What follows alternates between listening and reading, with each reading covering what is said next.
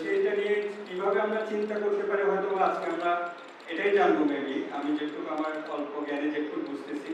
তো ওটা ইনশাল্লাহ আমরা কিছু না কিছু শিখবো এবং শিকার পরে আমাদের আলোচনাটা আরো ভালো হবে, আমি মনে করি এটাই।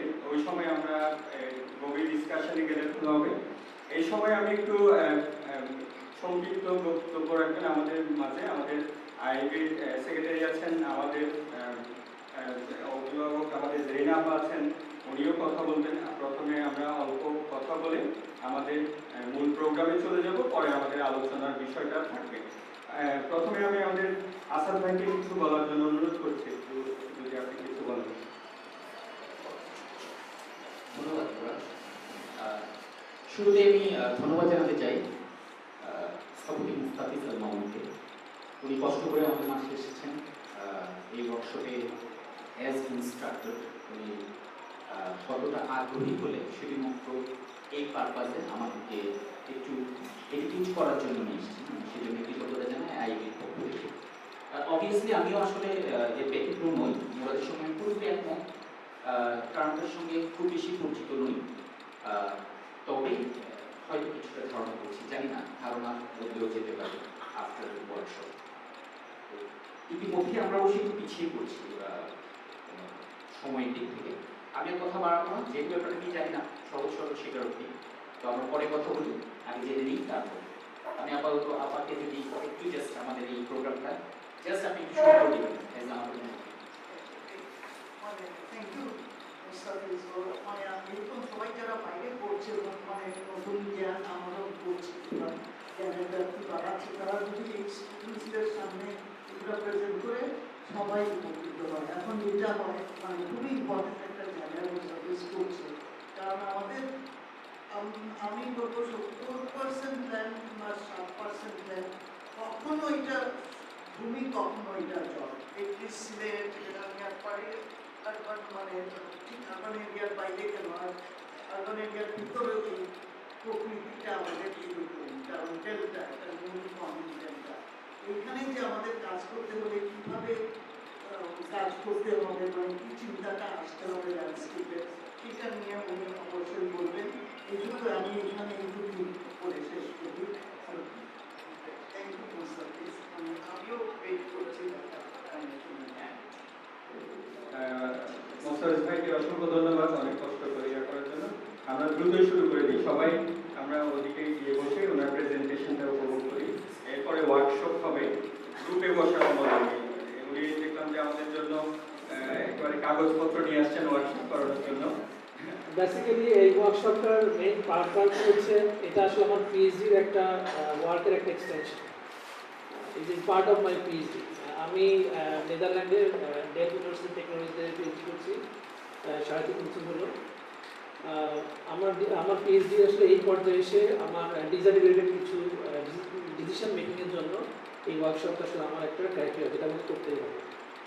তো তারই আসলে প্রেক্ষাপটে আমি একটা ওয়ার্কশপ অলরেডি করেছি চুয়েটে স্টুডেন্টদের নিয়ে, চুয়েট ইউনিভার্সিটি স্টুডেন্টদেরকে নিয়ে। আর এই ওয়ার্কশপটা বেসিক্যালি সেম কন্টেন্টের উপরে, বাট প্রফেশনালদের নিয়ে, যারা আসলে বর্তমানে প্র্যাকটিস করছে একাডেমিতে এবং প্রফেশনাল ফিল্ডে। হয়তো সবার এই ওপিনিয়ন, ফিডব্যাক, এগুলো হয়তো আমার এই পিএইচডির আইডিয়াতে কাজে লাগবে, এবং হয়তো আমি কিছু মেসেজ দিতে পারবো, যেটা হয়তো পরবর্তীতে আমরা হয়তো যারা রিসার্চ করছি এবং যারা হয়তো করবো অথবা যারা ইনভলভ আছে, তারা হয়তো কোনো না কোনোভাবে এটার সাথে সম্পৃক্ত হতে পারবে। আমি শুরু করি।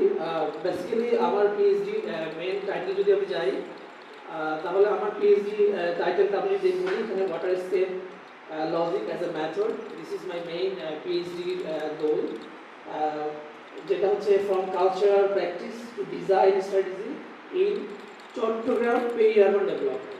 The focusing is I Chittagong. আমি আসলে এই চট্টগ্রামে যখন চুয়েটে আমার টিচিং লাইফ শুরু করি, তারপর থেকে আমার চিন্তাভাবনা, আমার রিসার্চ, আমার প্র্যাকটিস সব কিছু আসলে চট্টগ্রামের করি। এবং আমি যখন আমার পিএইচডি শুরু করি, তখন আসলে আমার প্রফেসররা খুবই ইন্টারেস্ট হয় আমার এই চট্টগ্রামের উপরে। বিভিন্ন জিওগ্রাফি, বিভিন্ন প্রবলেম এবং বিভিন্ন অপরচুনিটিস তারা দেখে, আলোচনা হয়। তখন তারা আসলে খুব ইন্টারেস্ট ফিল করে যে এটা খুব পরিষ্কার একটা সাইট, যেখানে আসলে এই ধরনের একটা রিসার্চ করা সম্ভব। যেহেতু তাদের কাছে এটা আনলো, সো আমি তাদেরকে যেভাবে প্রেজেন্ট করেছি তাদের কাছে অতটুকুই মানে বলবো, তারা অতটুকুই ইনফরমেশন জেনেছে। এটা আমি ভেবেছিলাম তখন, আসলে তা না। তারা আমার থেকেও আমার দেশ সম্পর্কে অনেক জানে এবং তারা এই চট্টগ্রামে তাদেরও ধারণা আছে। এবং যখন বিভিন্ন সময় মিটিং হয়, আলোচনা হয়, তখন তারা আসলে অনেক কিছু আমাকে হেল্প করে যে তুমি এই নিউজটা দেখো বা তুমি এই ইনফরমেশন দেখো, এটা আমরা কদিন আগে দেখলাম। মানে তারা দেওয়ার অ্যাওয়ার, এটা একটা অনেক একটা কারণ আছে আসলে। বাংলাদেশ কিন্তু এক ওয়ার্ল্ডের একটা খুবই প্রমিনেন্ট একটা নাম, যেখানে আসলে অনেক ধরনের অনেক কিছু আমি আস্তে আস্তে আসবো, যেটা মানুষকে বিভিন্নভাবে ইনভলভ করেছে, বিশেষ করে গ্লোবালি।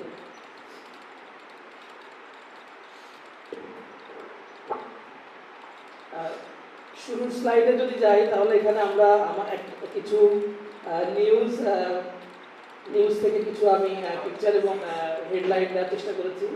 এটা আসলে আমাদের প্রত্যেক বছরই আসলে আমরা এটা প্রত্যেক বছরই যখন বর্ষা হয় তখন আমরা আমরা কিন্তু এটা দেখি, তাই না? আমাদের নিউজে আসে, আমরা ফেস করি, আমরা আবার এখান থেকে বের হয়ে আসি, আমরা আবার ফেস করি। তাহলে এটা হচ্ছে আমাদের দৈনন্দিন জীবনে একটা ডেইলি একটা হ্যাপেন্স, একটা ঘটনা যেটা আমরা সবসময় ফেস করছি। তাহলে পানির পরে আমরা দেখতে পাচ্ছি যে বন্যার কারণে বৃষ্টি হলে বৃষ্টির আশীর্বাদ, সেটা আসলে একটা সময়ে এটা আসলে আমাদের কাছে একটা বিষাদ হয়ে ওঠে। একইভাবে আমরা এরকম চিত্র দেখতে পাই যে পানি নাই। এক সময় আমরা যখন দেখি প্রচুর পানি, আমরা পানির ভিতরে হাবুডুবু খাই, আবার পানির জন্য আমরা হাহাকার করি।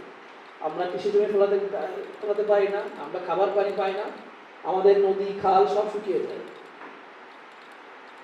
তাহলে দেখতে পাচ্ছি আমরা পানিকে যেমন আমরা অতিরিক্ত মাত্রায় পানির উপরে আমরা বিভিন্ন রকমের প্রবলেম ফেস করি, আবার দেখি পানি নাই, সেটা আমাদের জন্য একটা বড় একটা প্রবলেম। তাহলে একটা ওয়ার্ড কিন্তু এখানে কমন, ওয়াটার। ওয়াটার থাকলেও আমরা ফেস করি প্রবলেম, না থাকলেও ফেস করি প্রবলেম। কিছু প্রশ্ন আমি আসলে সবার কাছে দিতে চাই, কিছু প্রশ্ন। আমরা সবসময় দেখি যখন পানি নিয়ে কথা হয় বা ওয়াটার ম্যানেজমেন্টের কথা হয়, তখন সবসময় আমরা বলি যে নদী শাসনের কথা আমরা সবসময় শুনি, যে রিভার রেগুলেশন বা এই ম্যানেজমেন্ট করলে হয়তো আমরা একটা সুফল পাবো। আমাদের এই যে বন্যা, আমাদের যে অতিরিক্ত পানি, হয়তো সেটা নিয়ে আমরা একটা সুফল পাবো, এবং এই পানি সোর্স দিয়ে হয়তো আমরা আবার অন্য সময় আমরা আমাদের এই পানির যে ক্রাইসিস, সেই রাস্তা সমাধান করতে পারবো। এটা ছাড়াও আসলে কি আমরা অন্য কোনো ওয়াটার সোর্স বা অন্য কোনো অল্টারনেটিভ কি আমরা ভাবি যেটা আসলে আমাদের এই প্রবলেম সলভ করতে পারে? সেই বিষয়ে আসলে আমাদের গবেষণা বা চিন্তা ভাবনা আসলে খুবই কম। এটাও আমাদের কাছে একটা প্রশ্ন যে আমাদের অল্টারনেটিভ ওয়াটার সোর্স আছে কিনা, যেটা নিয়ে আসলে আমরা ভাবতে পারি, যেটা আসলে আমাদের এই প্রবলেমটাকে সমাধান করতে পারে। আমাদের কাছে কিছু ট্রেডিশনাল নলেজ আছে, কিছু প্র্যাকটিস আছে, যেগুলো আসলে আমরা হিস্ট্রিক্যাল সময় থেকে আমরা করে আসছি। তাহলে কি ওই নলেজ, ওই প্র্যাকটিসটাও কি আমাদের এই সমস্যা সমাধান করতে পারে? তাহলে এটা হচ্ছে আমাদের কাছে একটা প্রশ্ন, যে আমরা কি এই অল্টারনেটিভ নিয়ে ভাবতে পারি, নাকি আরও অন্য কোনো অল্টারনেটিভ আছে? তাহলে সেটাও কিন্তু আমাদের কাছে প্রশ্ন।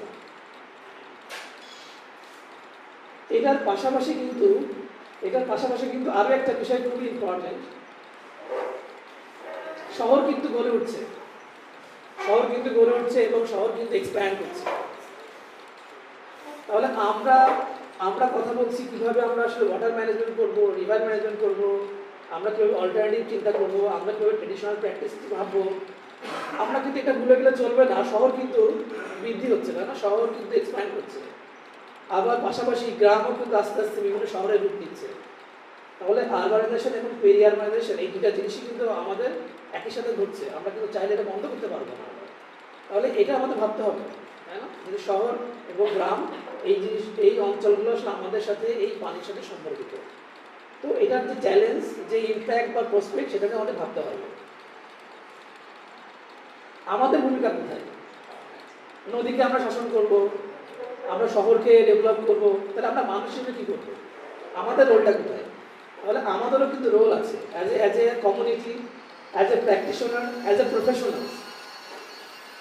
ইভেন যারা পলিসি তৈরি করছে, যারা পলিসিতে কাজ করছে, তাদেরও ভূমিকা আছে। তাহলে আসলে আমাদের কিন্তু রোল আছে। মানে নদী আমরা সুন্দর করে ম্যানেজমেন্ট করে দিলেও হয়ে গেল না, আমাদের ইন্ডিভিজুয়াল কিন্তু পিপুলের রোল আছে বিভিন্ন সেক্টরে। তাহলে এটা আমাদের কাছে খুব ইম্পর্টেন্ট।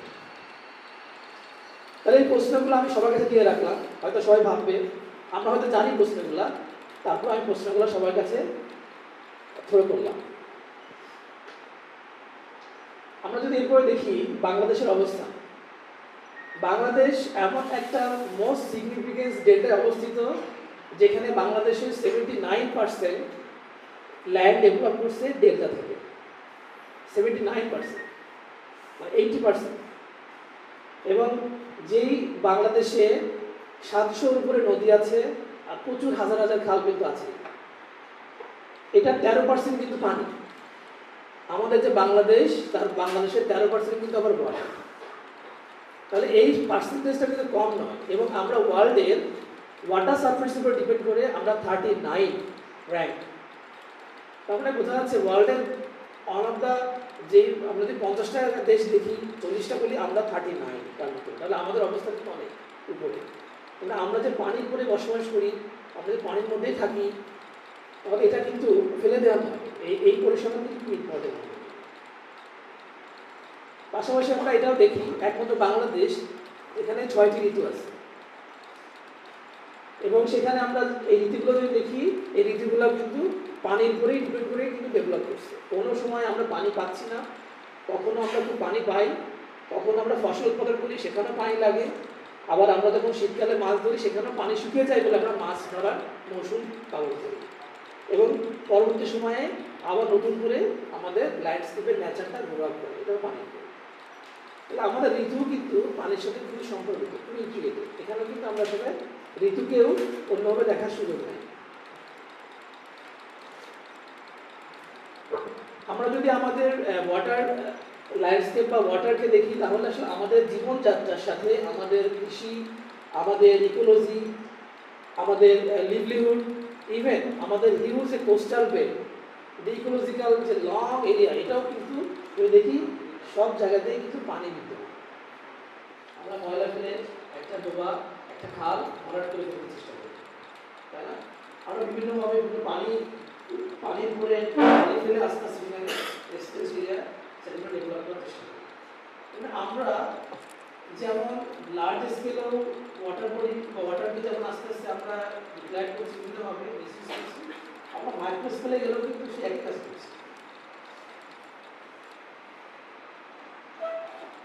ইভেন পেপারও লেখালেখি হচ্ছে, আমাদের অনেকেই লিখছে, অনেক ধরনের অনেক ওয়াটার বডি ফিল আপ হয়ে যাচ্ছে, বাট কারো কোনো কিছু হচ্ছে না। কারণ সেখানে কোনো এমন আইন নাই যে যা দিয়ে তাকে আসলে জেলে বা জরিমানা, এমন কোনো মেগা কোনো বা লার্জ কোনো ইস্যু নেওয়া যাবে যেটার ভয় বা যেগুলো করা হবে, তেমন পলিসি বা আইন, ওই জিনিসগুলো কিন্তু আমাদের সাথে এতটা শক্ত হবে।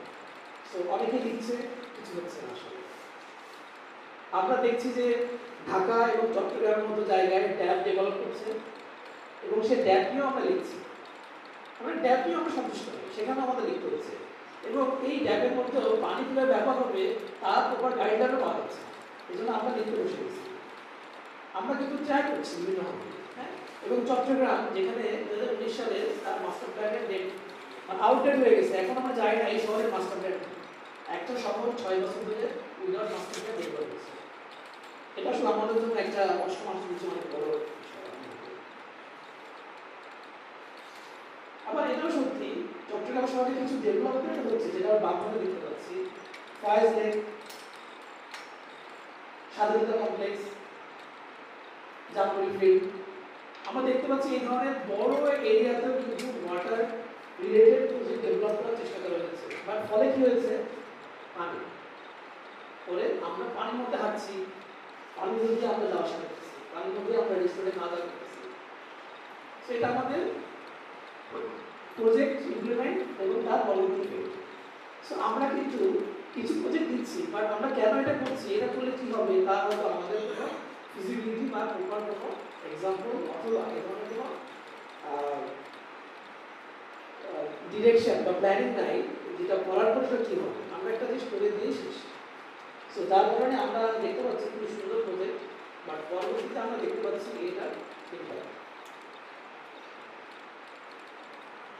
তাহলে একটা বিষয় আমরা খুবই ক্লিয়ার যে আমরা প্রথমে বলেছিলাম ওটা হচ্ছে এই কনটেক্সটে খুবই ক্রুশিয়াল একটা জিনিস।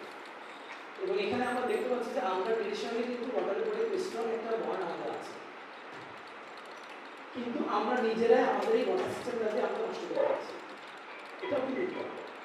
আর এটা করার পিছনে আসলে কারণ হচ্ছে আমাদের আরবানাইজেশন, রিঅ্যালবানাইজেশন। আমাদের ল্যান্ড আছে, আমাদের ওয়াটার আছে, আমরা ফিল আপ করে আমরা আমাদের কনস্ট্রাকশনের জন্য আমরা ল্যান্ড ইউজ করছি। সো এটা সবকিছু দেখে আমরা সমস্যা হচ্ছে। তাহলে এটা কিন্তু ক্লিয়ার যে আমাদের আসলে একটা সেন্সিটিভ একটা প্ল্যানিং বা সেন্সিটিভ একটা ডিজাইন বা অ্যাপ্রোচ আমাদের নিতে হবে, যেটা আসলে ওয়াটার থেকে কিছু একটা আমাদেরকে গাইডলাইন করবে, যেটা আমাদের পরবর্তী যে ডেভেলপমেন্ট আরবান এরিয়ার পরে যে ডেভেলপমেন্ট, আরবান এবং রুরাল এরিয়ার মাঝখানে যে অঞ্চল, এটাকে বলা হয় এরিয়া, এই অঞ্চলটাই কিন্তু সবচেয়ে বেশি আসলে আমাদের প্রতিনিধিত্ব করছে, কারণ এখানে খুব কুইকলি ডেভেলপ হচ্ছে। তাহলে এই জায়গাগুলো কীভাবে আমরা এখনই আমরা আমাদের এই চিন্তাভাবনাকে ইমপ্লিমেন্ট করতে পারবো, কারণ যেন এই নতুন ডেভেলপমেন্টটাকে অন্তত কিছুটা হলে ক্রিটিক্যাল করা যায় এবং এই এরিয়াতে আমরা নতুন করে কিছু চিন্তা করতে পারি। তো সেই চিন্তা ভাবনাগুলো আমাদের ব্রেনে আনতে হবে। তাহলে আমাদেরকে কিছু জিনিস করতে হবে। এক, আমরা ওয়াটার সেন্সিটিভ মাইন্ডসেট ডেভেলপ করতে হবে আমাদের জন্য, ওয়াটার সেন্সিটিভ থিঙ্কিং আমাদের প্রয়োজন, ওয়াটার সেন্সিটিভ প্ল্যানিং প্রয়োজন, ওভারঅল প্ল্যানিং আমাদের প্রয়োজন এবং স্কিম প্রয়োজন, কিছু প্রজেক্ট কিছু স্কিমের কিছু স্টেপস আমাদের নিতে হবে, আমাদের কিছু স্ট্র্যাটেজি ডেভেলপ করা হবে। কীভাবে হবে? 1 বছরে হবে নাকি 5 বছর হবে নাকি 10 বছর হবে, এই ধরনের কিছু স্ট্র্যাটেজি আমাদের নিতে হবে। আমাদের তাহলে কি করতে হবে? একটা নলেজ ডেভেলপ করতে হবে, এই সব কিছু একটা নলেজ ডেভেলপ করতে হবে এবং তারপরে আমাদের একটা প্র্যাকটিসে আসতে হবে। এই যে প্রবলেমগুলো ফেস করছি আমরা তখন লজিক্যালি এটা অ্যাপ্লাই করতে পারবো এবং বিভিন্ন লেভেলে করতে পারবো। আইদার সেটা প্ল্যানিং, আইদার সেটা স্ট্র্যাটেজি, আইদার সেটা আমাদের প্র্যাকটিস। অনেকে রেজিস্ট্রেশন করছে এবং আমি রেজিস্ট্রেশনের সময় একটা কোশ্চেন দিয়েছিলাম অনেকে যে ওয়াটার স্কেল লজিক মানে যত এটা আসলে কি না। তো অনেকে ওয়াটার স্কেলকে অনেক কিছু লিখেছে, সেই ওয়াটার স্কেপের সংখ্যা থেকে কয়েকটা জিনিস আমি আসলে দেখলাম যে অনেকে আমরা যখন প্রশ্ন দিয়েছি তখন হয়তো আমরা কেউ চ্যাট জিপিটি ব্যবহার করেছি, কেউ হয়তো গুগল ব্যবহার করেছি, সেখান থেকে হয়তো অথবা কেউ নিজের মাইন্ডসেট থেকে লেখার চেষ্টা করেছি যে ওয়াটার স্কেপ বলতে কি বোঝায়। অনেকে আমরা লিখেছি যে আই ডোন্ট নো, এটাও অনেকে লিখেছে দেশে জানে। আমরা যখন কোনো বিষয়ে জানতে চাই তখন আমরা কোনো না কোনো সোর্স ব্যবহার করি, সোর্স ব্যবহার করে সেটা ডেফিনেশনটা বা সেটার মিনিংকে আমরা চেষ্টা করি সেটা বলার জন্য। এটা দেখুন অনলাইন, এটা দেখুন অপরাধ, এটা আমাদের ওয়ে অফ লার্নিং। আর এখন যেহেতু মিডিয়া বা ইন্টারনেটের যে প্রসারিত আছে, সো আমরা সহজে আসলে কিছু হলেই আমরা একটা সার্চ দিয়ে দেখতে পারি। সেখানে আমি মোটামুটি দেখতে পাচ্ছি অনেকেই ওয়াটার স্কেপটাকে যে এলিমেন্ট অফ ল্যান্ডস্কেপ বলছে এবং অনেকেই বলছে এটা একটা অ্যাস্থেটিক্স ভ্যালু, যেটা আসলে ডিজাইনে করলে এটা সুন্দর লাগে, এটা একটা ডিজাইন ভ্যালু আছে। আর্কিটেকচারাল ল্যান্ডস্কেপে যদি ওয়াটার স্কেপের একটা এলিমেন্ট ব্যবহার করা যায় তাহলে এটা খুব লজিক্যালি অ্যাস্থেটিক্যালি অনেক ভালো লাগে। এরকম অনেকে ভাবছে না ওয়াটার স্কেপ হচ্ছে যেখানে পানি আছে, নদী নালা খাল বিল, এইগুলো ওয়াটার স্কেপ। কিন্তু কীভাবে হচ্ছে এটা হয়তো ডিটেল ডেফিনেশন সোর্সে পাওয়া যাচ্ছে। আমার এই রিসার্চে আমি ওয়াটার স্কেপটাকে যেভাবে দেখি সেটা হচ্ছে ওয়াটার স্কেপ আসলে 3টা জিনিসের উপর ডিপেন্ড করে। একটা হলো জল, water, landscape and society. Waterscape বললেই আমরা শুধু পানি এবং ল্যান্ডের একটা এলিমেন্ট হিসেবে আমরা বলতে পারবো না, আমাদের বলতে হবে এটা how to relate society, it's important. এবং মজাটা হচ্ছে শুধু এটা ইঞ্জিনিয়ারিং করলে হবে না, এটা হচ্ছে কোনো একটা স্পেসিফিক স্পেশাল কনটেক্সটের ভিতরে থাকতে হবে। তার মানে এই ওয়াটার স্কেপটা হচ্ছে রিলেশন তৈরি করছে water, landscape and society within a specific spatial context. So এখানে কনটেক্সটটা খুব important, it should be spatial because there is space area, so আমরা সেটা বুঝতে পারি স্কেলে, so that should be spatial context. শুধু তাই না, এটা আবার ইনফ্লুয়েন্স করে কয়েকটা বিষয়ের উপরে। এক হচ্ছে ওয়াটার কীভাবে আপনার আছে সেখানে অ্যাভেলেবল কিনা, আর একটা হচ্ছে ওয়াটারের মুভমেন্ট, ওয়াটার মুভমেন্ট আছে সেখানে এবং এটা ওভার দ্য টাইম, মানে সময়টা আবার ইম্পর্টেন্ট। মানে আমি আজকে একটা পুকুর করে একটা পানি দিয়ে দিলাম, ওয়াটার স্কেপটা বলতে পারবো না, because obviously it should B connected with the time, সময়টা ইম্পর্টেন্ট। কারণ এইটা আসলে এই পুরো ব্যাপারটা শেপ হবে কীভাবে ফর্ম করবে with culture and geographical factor. তার মানে ওই কনটেক্সটের কালচার প্র্যাকটিস, কালচার বিহেভিয়ার এবং জিওগ্রাফিক্যাল ফ্যাক্টর বা কনটেক্সট এটা মিলিয়ে আসলে এইটার ওভারঅল একটা শেপ ক্রিয়েট করবে। তাহলে আমরা বলতে পারবো এটা একটা কনটেক্সট। আমরা পরবর্তীতে আরো ওয়ার্কশপের মাধ্যমে হয়তো এটার লজিকটা আরো বুঝতে পারবো। It was that's the definition in my research. আমার রিসার্চ আসলে কয়েকটা ফেজ আছে, ফেজ 1, 2 and 3। ফেজ 1 এ আমি যে কাজটা করেছি সেটা হচ্ছে এইগুলো চট্টগ্রাম মেট্রোপলিটন এরিয়ার 25 ইয়ার্স এ ল্যান্ড ইউজের কি চেঞ্জ হয়েছে সেটা আইদার রিজনাল লেভেলে অ্যান্ড আইদার লোকাল লেভেলে। কারণটা হয়তো আমি একটু পরে বলবো, আমি ফেজটা বলি। এবং এই প্রথম ফেজে আসলে আরো অনেক কিছু দেখা যাচ্ছে যে ওয়াটারের সাথে ওয়াটার স্কেপের সাথে বিভিন্ন লেয়ারগুলো কীভাবে connect, either landscape layer, either building model layer, either the social activity. এই সবগুলো লেয়ার দিয়ে আমরা কীভাবে আসলে আলাদা করে দেখছি এবং কীভাবে এটা কানেক্ট হচ্ছে। ফেজ 2 তে আমি যে কাজটা করেছি সেখানে আমি আসলে ওয়াটার স্কেপ লজিকের যে প্র্যাকটিসটা আসলে আছে সেটাকে বের করার চেষ্টা করেছি। সেখানে 3টা ডোমেইন আমি কাজ করেছি। ডোমেইন 1 এ আমি ফোকাস করেছি সোশ্যাল কালচার প্র্যাকটিস, মানে একটা সোসাইটি কালচারালি কীভাবে ওয়াটার স্কেপটা প্র্যাকটিস করে, আইদার ডেইলি লাইফে, আইদার উইথ দ্য লিভিংহুডে, আইদার ডিফারেন্ট পারপাস, ইকোনমি হতে পারে। ডোমেইন 2 তে যে কাজটা আমি করেছি সেটা হলো special morphological practice with water. এটা হচ্ছে অনেকটা বিল্ড এনভায়রনমেন্ট, মানে আমরা আসলে ওয়াটার স্কেপের সাথে কীভাবে আমাদের বিভিন্ন বিল্ডিং স্ট্রাকচারে ডেভেলপ করছি সেটার প্র্যাকটিস থাকে। আইদার সেটা রেসিডেন্সিয়াল বিল্ডিং, আইদার সেটা industrial building, either religious building, industry administrative building, যত রকমের মেজর বিল্ডিং আছে আমাদের এনভায়রনমেন্টে, আমাদের আরবান এরিয়াতে, সেই প্রত্যেকটা বিল্ডিং টাইপ কীভাবে ওয়াটার স্কেপের সাথে অ্যাজ এ কানেক্টেড, কোন ধরনের ওয়াটার স্কেপ সেটা একটা স্টেপ। এবং লাস্টলি যে ডোমেইনে কাজ করেছি সেটা হলো social narratives with water. Is interesting, এই ডোমেইনটা খুব ইন্টারেস্টিং, আমার জন্য খুব ইন্টারেস্টিং, আমার বুকসের জন্য খুব ইন্টারেস্টিং ছিল যখন আমি এটা এক্সপ্লেন করছি এটা কী জিনিস। সোশ্যাল ন্যারেটিভ তো হচ্ছে এই এই এই ওয়াটার স্কেপের যে প্র্যাকটিসটা লজিকটা আসছে সেটা বেসিক্যালি আসছে লোকাল লিটারেচার থেকে, আইদার সেটা পোয়েম থেকে আসছে, আইদার সেটা নোবেল থেকে আসছে, আর ওয়াটার লিটারেচার সাউন্ড থেকে আসছে। খুব ইন্টারেস্টিং, মানে একজন আর্কিটেক্ট আমার প্রফেসর নিজেও খুব অবাক হয়েছে যে তুমি এগুলো কাজ করবে। তখন হ্যাঁ অবশ্যই, কারণ আমি যদি হিস্ট্রির দিকে তাকাই তাহলে আমি যদি ডেভেলপমেন্ট দেখি হয়তো 20-30 বছর আগের ল্যান্ড ইউজের বাইরে যাওয়া সম্ভব না। কী ছিল আপনারা তো অনেকেই ভাগবাগি মুখে জানেন, কিন্তু কোথায় আছে এটা আসলে কোনো একটা ডকুমেন্টে আছে। এই ডকুমেন্টগুলো খুব অথেন্টিক হচ্ছে কবিতার মধ্যে আছে, কারণ কবি যখন লেখে তার মনের ভিতর থেকে সে লিখছে। যখন কেউ উপন্যাস লিখছে তখন সে তার মনের ভিতর থেকে ওই কনটেক্সট বেস করে সে উপন্যাসটা লিখছে। আবার যখন কেউ গান গায় তখন সে আসলে নদীর বইটা বাইরে বাইরে গানটা গায়। সো এই বিষয়গুলো খুবই ইম্পর্টেন্ট। আমি যদি নলেজ দিতে চাই, সোশ্যাল নলেজ, ন্যারেটিভস ভাবে মিনিংফুল নলেজ, তাহলে আসলে 3টা সোর্স আমি স্টাডি করছি এবং সেখান থেকে আমি কিছু মিনিং বের করার চেষ্টা করছি যে সে খুবই কী বলছে আমাদের চোখে যে চলে কাটে আর্টিফিশিয়ালি স্প্রেড। সো আমাদের ভিতরে ন্যাচার এবং ন্যাচারাল আর্টিফিশিয়াল এই জায়গাগুলোর মধ্যে অনেক কনফ্লিক্ট আছে।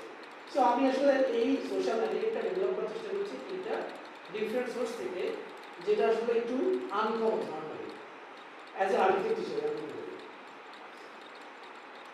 ফেজ 3 তে আমি যেটা করেছি এই নলেজগুলো ডেভেলপ করার পরে, এটাকে আমি বলছি 3 বেস নলেজ।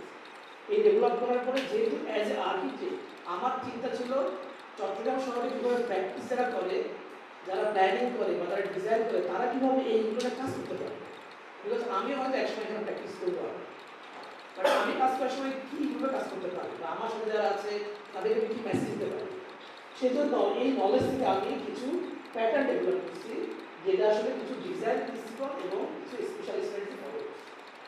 মানে একটু ডিজাইন থিঙ্কিং প্রসেস ডেভেলপ করার চেষ্টা করছি, যেটা থেকে আসলে আমরা হয়তো সামহাউ আমাদের প্র্যাকটিসে আমরা ইউজ করতে পারি, আইদার প্ল্যানিংয়ে, আইদার প্র্যাকটিসে, আইদার স্মল স্কেলে অথবা লার্জ স্কেলে আমাদের যখন যা যেভাবে এটা করার সুযোগ থাকে।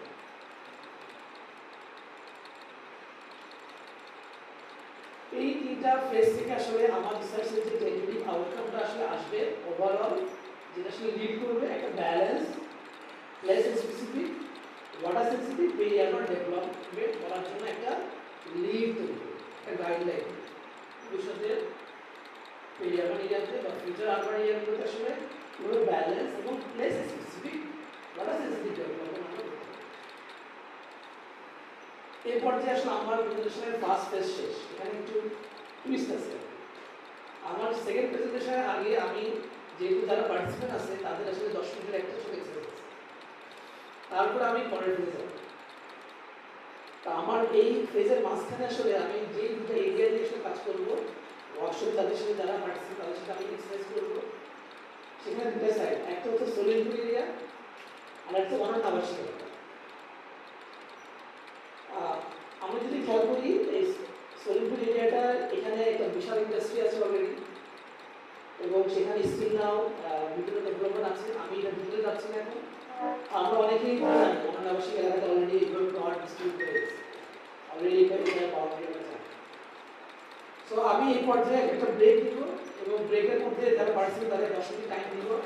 তাদের টাইমটা হচ্ছে এই দুইটা সাইডের পরে কিছু জিনিস খুঁজে বের করা। একটা হচ্ছে এটা চ্যালেঞ্জগুলো, মেইন চ্যালেঞ্জ আইডেন্টিফাই করা, আর একটা হচ্ছে কি অপরচুনিটিস আছে আসলে এখানে কাজ করার জন্য ফিউচারে, এবং কিছু প্রপোজাল তাদের মাথায় আসে, কিছু থিঙ্কিং আসে। এর পরবর্তী ফেজে আমি এই পরের প্রেজেন্টেশনটা আমি করব। সবাইকে ধন্যবাদ। এই পর্যায়ে আমার একটা হ্যান্ডস লাগবে। এই আমি আসলে কিছু গ্রুপ ফর্ম করে দিয়েছি, এই এই অ্যানালিসিসগুলো তারা গ্রুপেই করবে, কারণ পরবর্তীতে তারা ওইটাতেই কাজ করবে। গ্রুপ 2 ফাহাদ রহমান, সাবা মেজাবি আছে, নাসির সাদমান, মোহাম্মদ আবিদ ইকবাল, তশরিফুল আশিক রাজিন, তশরিফুল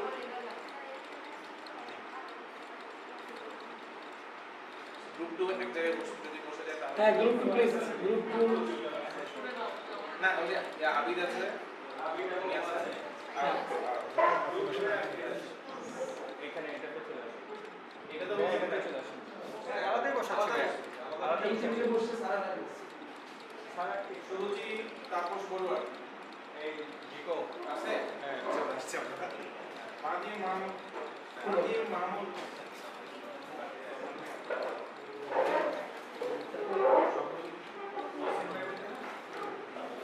জনই আছে, খুব ভালো গ্রুপ। ভাইজান আমি মনে হয় একটু কম ইয়া করি ইকুয়ালি ডিস্ট্রিবিউট করি চারজন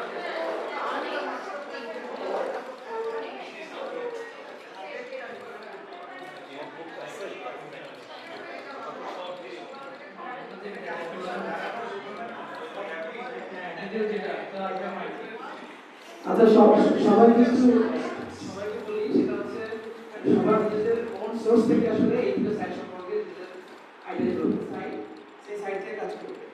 গ্রুপ 1 and 3 কাজ করবে সাইট 1 নিয়ে, গ্রুপ 2 আর 4 কাজ করবে সাইট 3।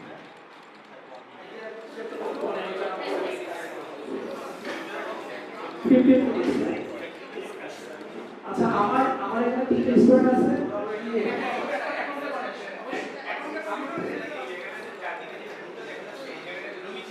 মানে একটা বিল ছিল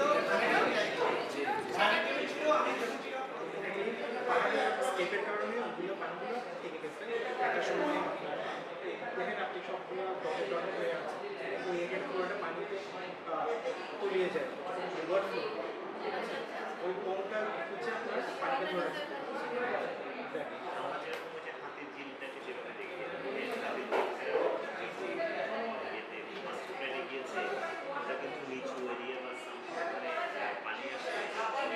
মানে all the solution is a water based ইয়েতে করে মানে the spelling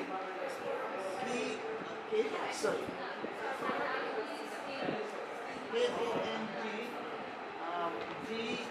K-O-N-G-D-U-I-N, Juan, J-U-E-N, K-O-N-J,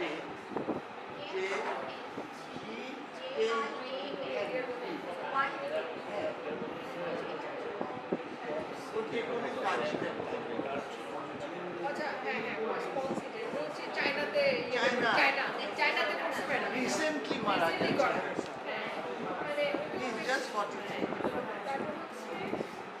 মানে একটা ওয়াটার বেসড ইয়েতে কেমনে করে ডেভেলপমেন্ট কেমনে করে করতে এরকম প্লট করে না, এটা তো ম্যাডাম প্রথমত দিস ইজ আ ডিজাস্টার অনন্যাটা তো হচ্ছে একটা চিটাঙের ওয়েটল্যান্ড ভরাট করেই করা।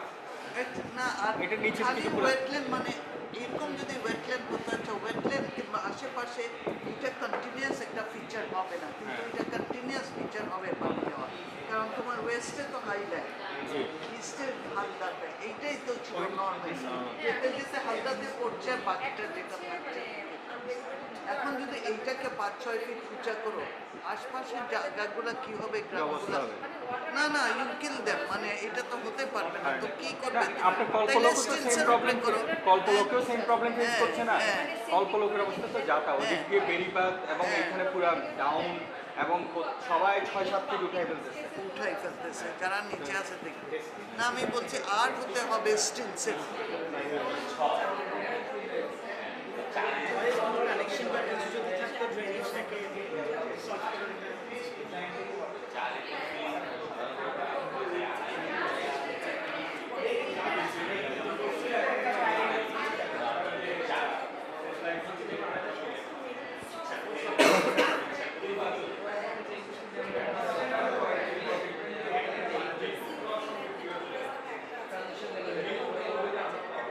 ওই ব্রিদিং করে না হচ্ছে পানি উঠে যায় পানিতে প্লাস যে গ্যাসের লাইনগুলো কোনো ইউনিটি কিছু নাই এবং যারা ল্যান্ডগুলো নিচ্ছে তারা তো ওভাবেই রেখে দিচ্ছে আমার নিজের ফ্রেন্ডের ওখানে ল্যান্ড আছে ওরা রেখে দিচ্ছে কাজ করতেছে সেফটির অবস্থা ভালো সিকিউরিটি ওই জায়গায় কিন্তু ট্রান্সপোর্টের মধ্যে শহরে যেরকম আরবান রোড নাই কিন্তু ওই অটোরিক্সা আপনার হচ্ছে অনেক ওয়েস্ট থেকে ওয়েস্ট অক্সিজেন কানেকশন করে ওই অটোরিক্সা টেম্পোগুলো মোড়টা থেকে অটোরিক্সা দিয়ে এই ছাড়া আপনি মাঝখানে কিন্তু দাঁড়াইতে ওই এবার কেনার সামনে কিন্তু সিএনজি পাওয়া যায় মানে আসলে ওই এভার কেয়ারের সামনে ট্রান্সপোর্টেশনটা পাওয়া যায় হসপিটাল আপনার ওইটাই হয়ে গেছে এছাড়া আর কিছুই নেই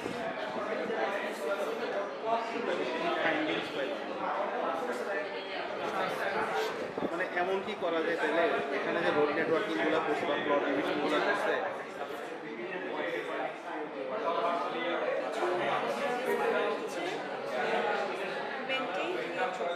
আপনি আসতে লিখেন মেরিন ওটা একটা মেরিন ফিশারিজে নিয়ে দেখবেন না এর কি আচারি আছে এই ওয়াটার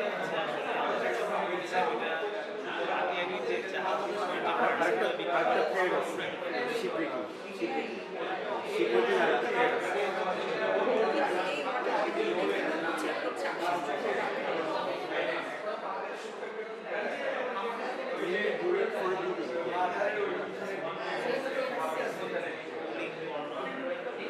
আচ্ছা প্রয়োজনে আরেকটা প্রয়োজন একটা ফ্যাক্টরিতে আমরা একটা ক্যানেল দেখলাম না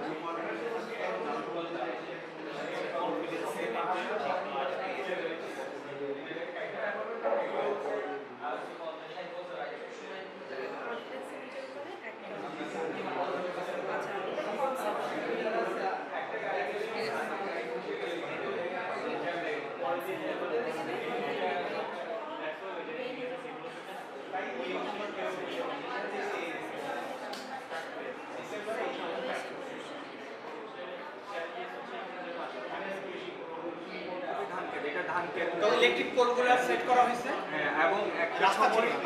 আইলের মধ্যে ম্যাডাম শিম গাছ লাগানো ছিল শিম গাছ আমরা যেটা জমিরায় মধ্যে শিম গাছ কাটি দিয়ে দিয়ে এভাবে করে রাখছি এটা আমি ছোটবেলায় একদম ছবি দেখছি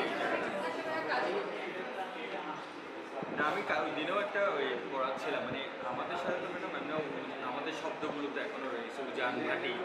আমরা ভাটির গান, ওই যে আর্ট অ্যাপ্রিসিয়েশন করাতে গিয়ে তখন বলতেছিলাম যে ভাটিয়ে মানে ভাটির গান কি বা জারি সারি গান কি, এগুলো কোত্থেকে আসছে।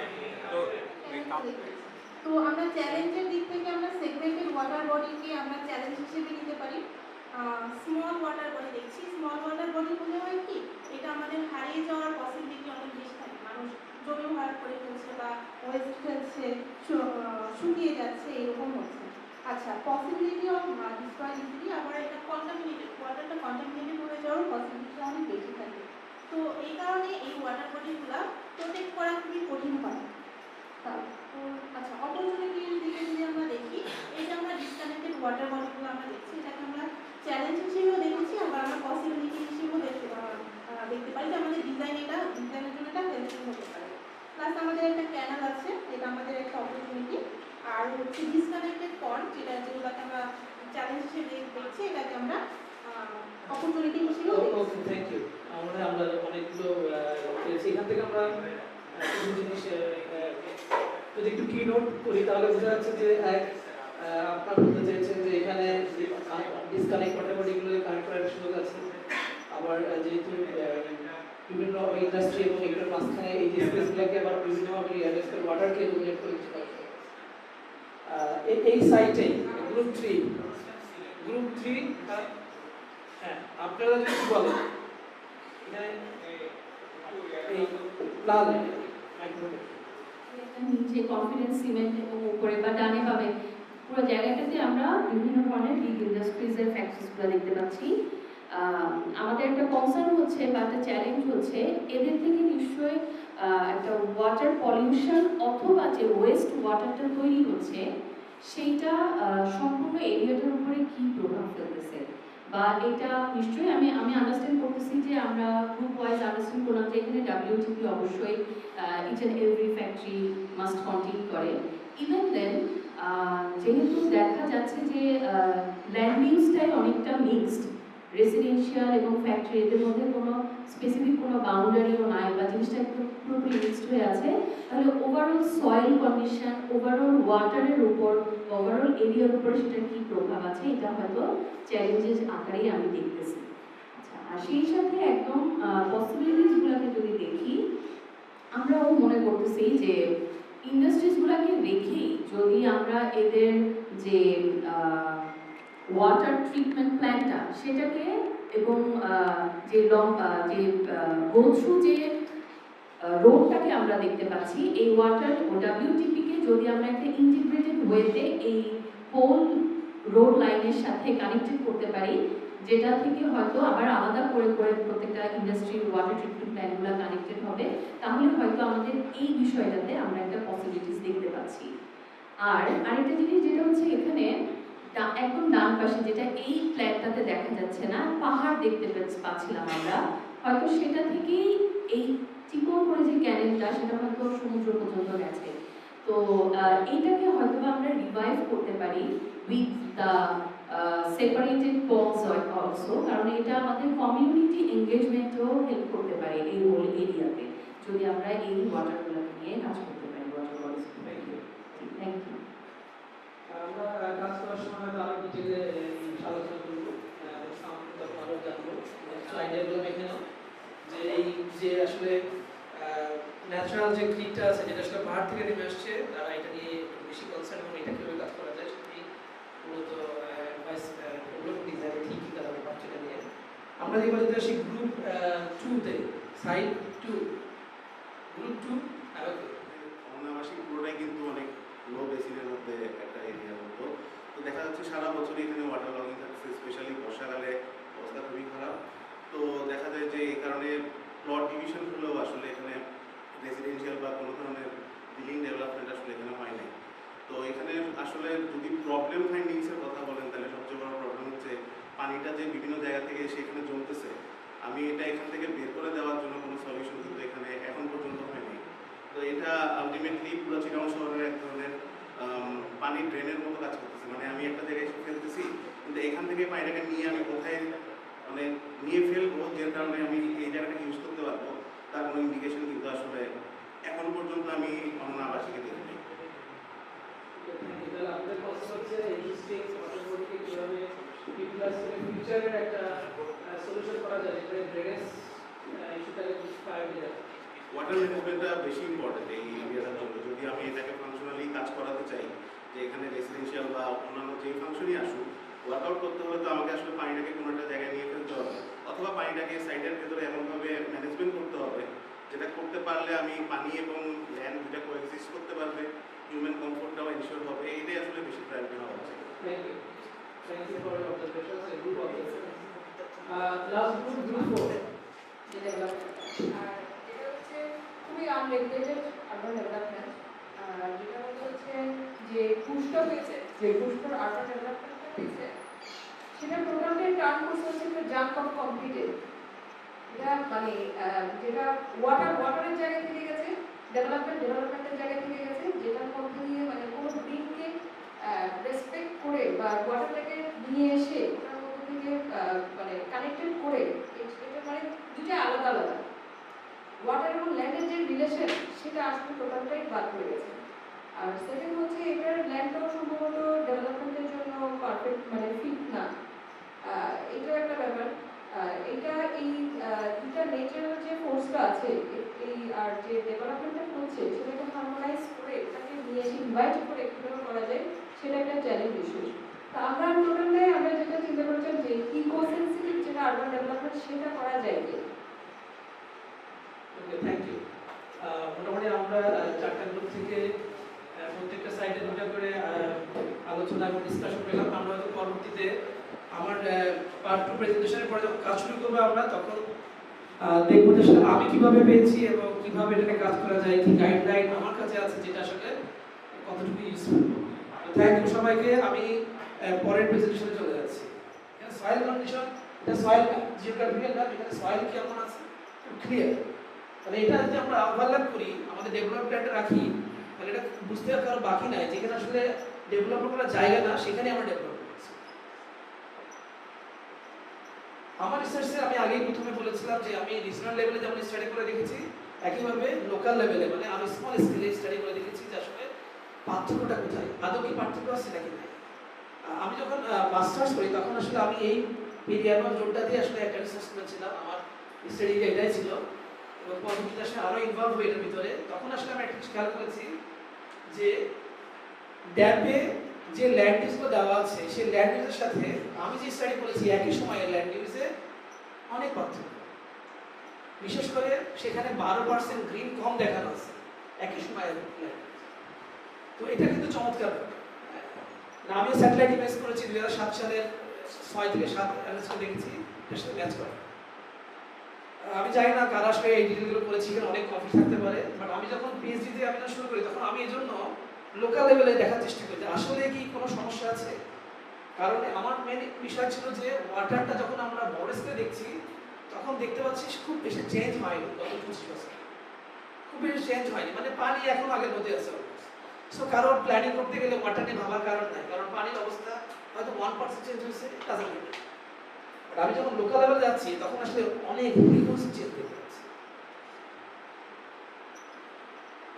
আমার যে পেপারটা পাবলিশ হয়েছে এই কনফ্লিক্টের উপরে, সেটা মাস্টার পিএইচডির প্রথম ফাইন্ডিংস, যেখানে আসলে আমি পুরো এই চট্টগ্রামের পেরিয়ার বা পুরো পলিসির উপরে কোথায় কনফ্লিক্ট আছে সেটা আসলে আমি বের করার চেষ্টা করেছিলাম যে কনফ্লিক্টটা কোথায়, কোন পলিসিতে কি সমস্যা আছে, কোথায় সমস্যা আছে। সেখানে আমি কিন্তু এটা আমাদের দুইটা ডিফারেন্ট লেভেলে, একটা স্ট্রাকচার প্ল্যান, একটা হলো আরবান মেট্রোপলিটন প্ল্যান আর ডিটেইলড প্ল্যান, আমরা যেগুলো অ্যানালাইজ করি তাহলে দেখবো যে যে এলাকাতে ডেভেলপমেন্ট কথা বলা হয়নি সেখানে আবার এক সময় বলা হচ্ছে ইন্ডাস্ট্রি করা যাবে।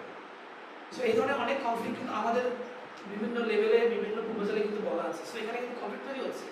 সো বিভিন্ন সময়ে এই ইস্যুগুলোর সুযোগ নিয়ে কিন্তু অনেক ডেভেলপমেন্ট কিন্তু হয়ে গেছে। সো এটা আমাদের কিন্তু ফল্ট। হ্যাঁ, আমরা এক প্ল্যানে বলছি যে করা যাবে না, আর এক প্ল্যানে বলছি এখানে করছি এটা করা যাবে। এবং আমি যেটা বললাম রিজনাল লেভেলে যখন আমি মাস্টার প্ল্যান ল্যান্ড ইউজ দেখছি তখন আসলে ওয়াটারের পরিবর্তন খুব মাইনর পাওয়া যাচ্ছে। যখন আমি স্মল স্কেলে দেখা শুরু করলাম তখন দেখতে পাচ্ছি 25 বছরে মিনিমাম ওই অঞ্চলে ওই এলাকাতে 50% ওয়াটার ডিক্রিজ হয়ে গেছে, ডিক্লাইন হচ্ছে। এটা কিন্তু অ্যালার্মিং। একটা অঞ্চলে এই এরিয়াটা 1 কিলোমিটার 1 কিলোমিটার এরিয়ার মধ্যে আমি দেখতে পাচ্ছি ওয়াটার বডি 50% কমে গেল এবং অনেক জায়গায় এগ্রিকালচার ল্যান্ড একেবারেই না। এই ম্যাপটা দেখে বোঝা যাবে যে এখানে এগ্রিকালচার ল্যান্ড ছিল, এখানে এখন নাই, এখানে ইন্ডাস্ট্রি। Just 25 years difference.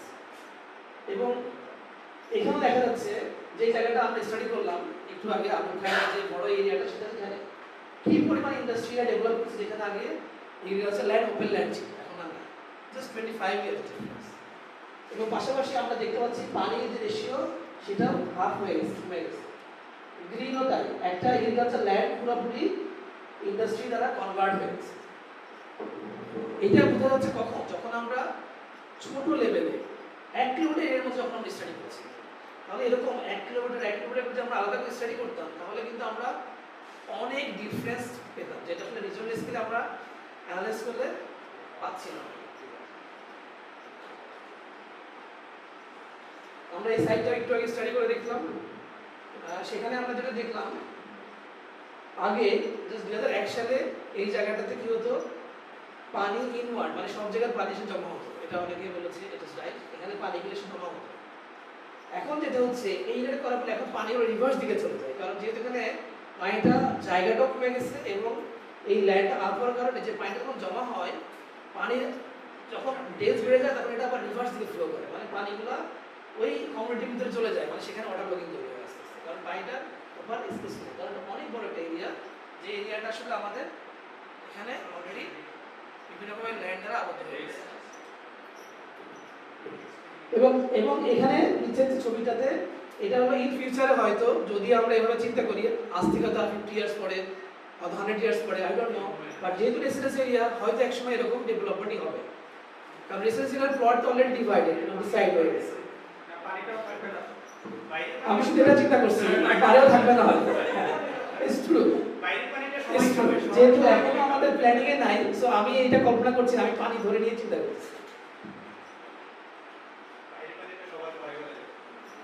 আমরা আসলে প্রথম প্রেজেন্টেশনে আমি 3টা ফেজ বলেছিলাম এবং সেখানে আমি ফেজ 1-এ আসলে যে ফাইন্ডিংসটা পেলাম সেখানে খুব চমৎকার একটা বিষয় আমি অবজার্ভ করলাম, সেটা হচ্ছে যেই এলাকাটা আসলে সিটি কর্পোরেশনের কাছাকাছি সেখানে আসলে ওয়াটারের লেভেল নাই বললেই চলে, এবং সেইখানে দেখা যাচ্ছে যে পার্থক্যটা অনেক বেশি, মানে চেঞ্জ বেশি হয়ে গেছে।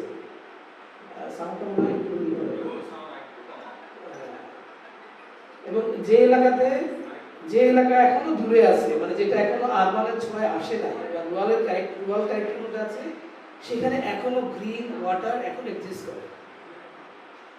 সো এটা কিন্তু খুবই ইম্পর্টেন্ট। তাহলে আমরা ধরে নিতে পারি যে ওই অঞ্চলগুলো এই আরবানের কারণে ইফেক্টেড হবে সামনে, যেহেতু অলরেডি এটা পেরিফেরিতে প্রবলেম শুরু হয়ে গেছে। আমি এটা স্টাডি করে দেখলাম যে লোকাল ওয়াটার নলেজ কি আছে। আমরা আগেই বলেছিলাম যে আমাদের কি ট্রেডিশনাল নলেজ আছে, সেটাকে ভাবতে পারি। আমরা যদি সেটার দিকে তাকাই তাহলে আমরা দেখব আমরা এখনো পুকুরের পানি ব্যবহার করি, হাউস হোল্ড হিসেবে ব্যবহার করে আসছি। আমরা এখনো বিভিন্ন ক্যানেল বা খালের পাশ দিয়ে আমরা বিভিন্ন স্ট্রাকচার তৈরি করছি, যে স্ট্রাকচারে আমরা দেখতে পাচ্ছি যেখানে আসলে রিলিজিয়াস বিল্ডিং বা টেম্পল, মসজিদ, সেগুলো কিন্তু ওয়াটারের পাশে তৈরি হচ্ছে। আমরা আমাদের জীবিকা, আমাদের ফিশিং, আমাদের ট্রান্সপোর্ট বিভিন্নভাবে কিন্তু আমরা এই নলেজটা কিন্তু যে দেখি, এটা কিন্তু এখনো বিদ্যমান। কিছু ছবি আমি একটু ব্লগ করে দেখানোর চেষ্টা করেছি। আমরা দেখতে পাচ্ছি যে বিভিন্ন আঙিনায়, কোনায়, বিভিন্ন জায়গায় কিন্তু ওয়াটার এক্সিস্ট করে, আমরা দেখতে পাই। আমরা আমাদের বিভিন্ন কম্পিটিশনে, বিভিন্ন ইভেন্টে কিন্তু দেখি যে যখন আমরা কাজ করি তখনও কিন্তু আমরা এই একই সিনারিও দেখতে পাই। সেখানেও আমরা দেখতে পাই যে কীভাবে আসলে একটা গল্প থেকে একটা ছবি তৈরি হয়। সেখানেও আমরা পানি, আমাদের লিভিং এনভায়রনমেন্ট, আমাদের অন্যান্য জীবিকা আমরা দেখতে পাই। আমরা যখন গ্রাম ডেভেলপ করি সেখানেও আমরা এই ছবি দেখতে পাই। সেখানেও দেখি যে অনেকগুলো গ্রাম বিভিন্ন পানি এবং কৃষ্ণের সাথে নির্ভর। আমরা যখন একটু আরো জুম করে যখন আমরা একটা প্লট বেঁচে যাই তখন আমরা দেখি যে আমাদের পেরিফেরি দিয়ে ওয়াটার দিয়ে আমাদের বাউন্ডারি নির্ধারণ করা থাকে, আমাদের পুকুর থাকে, আমাদের সবই থাকে আসলে। আমরা মাইক্রো স্কেলও যা দেখি, আমরা লার্জ স্কেল আসলে এই ওয়াটারের উপর ডিপেন্ডেন্সি দেখতে পাই।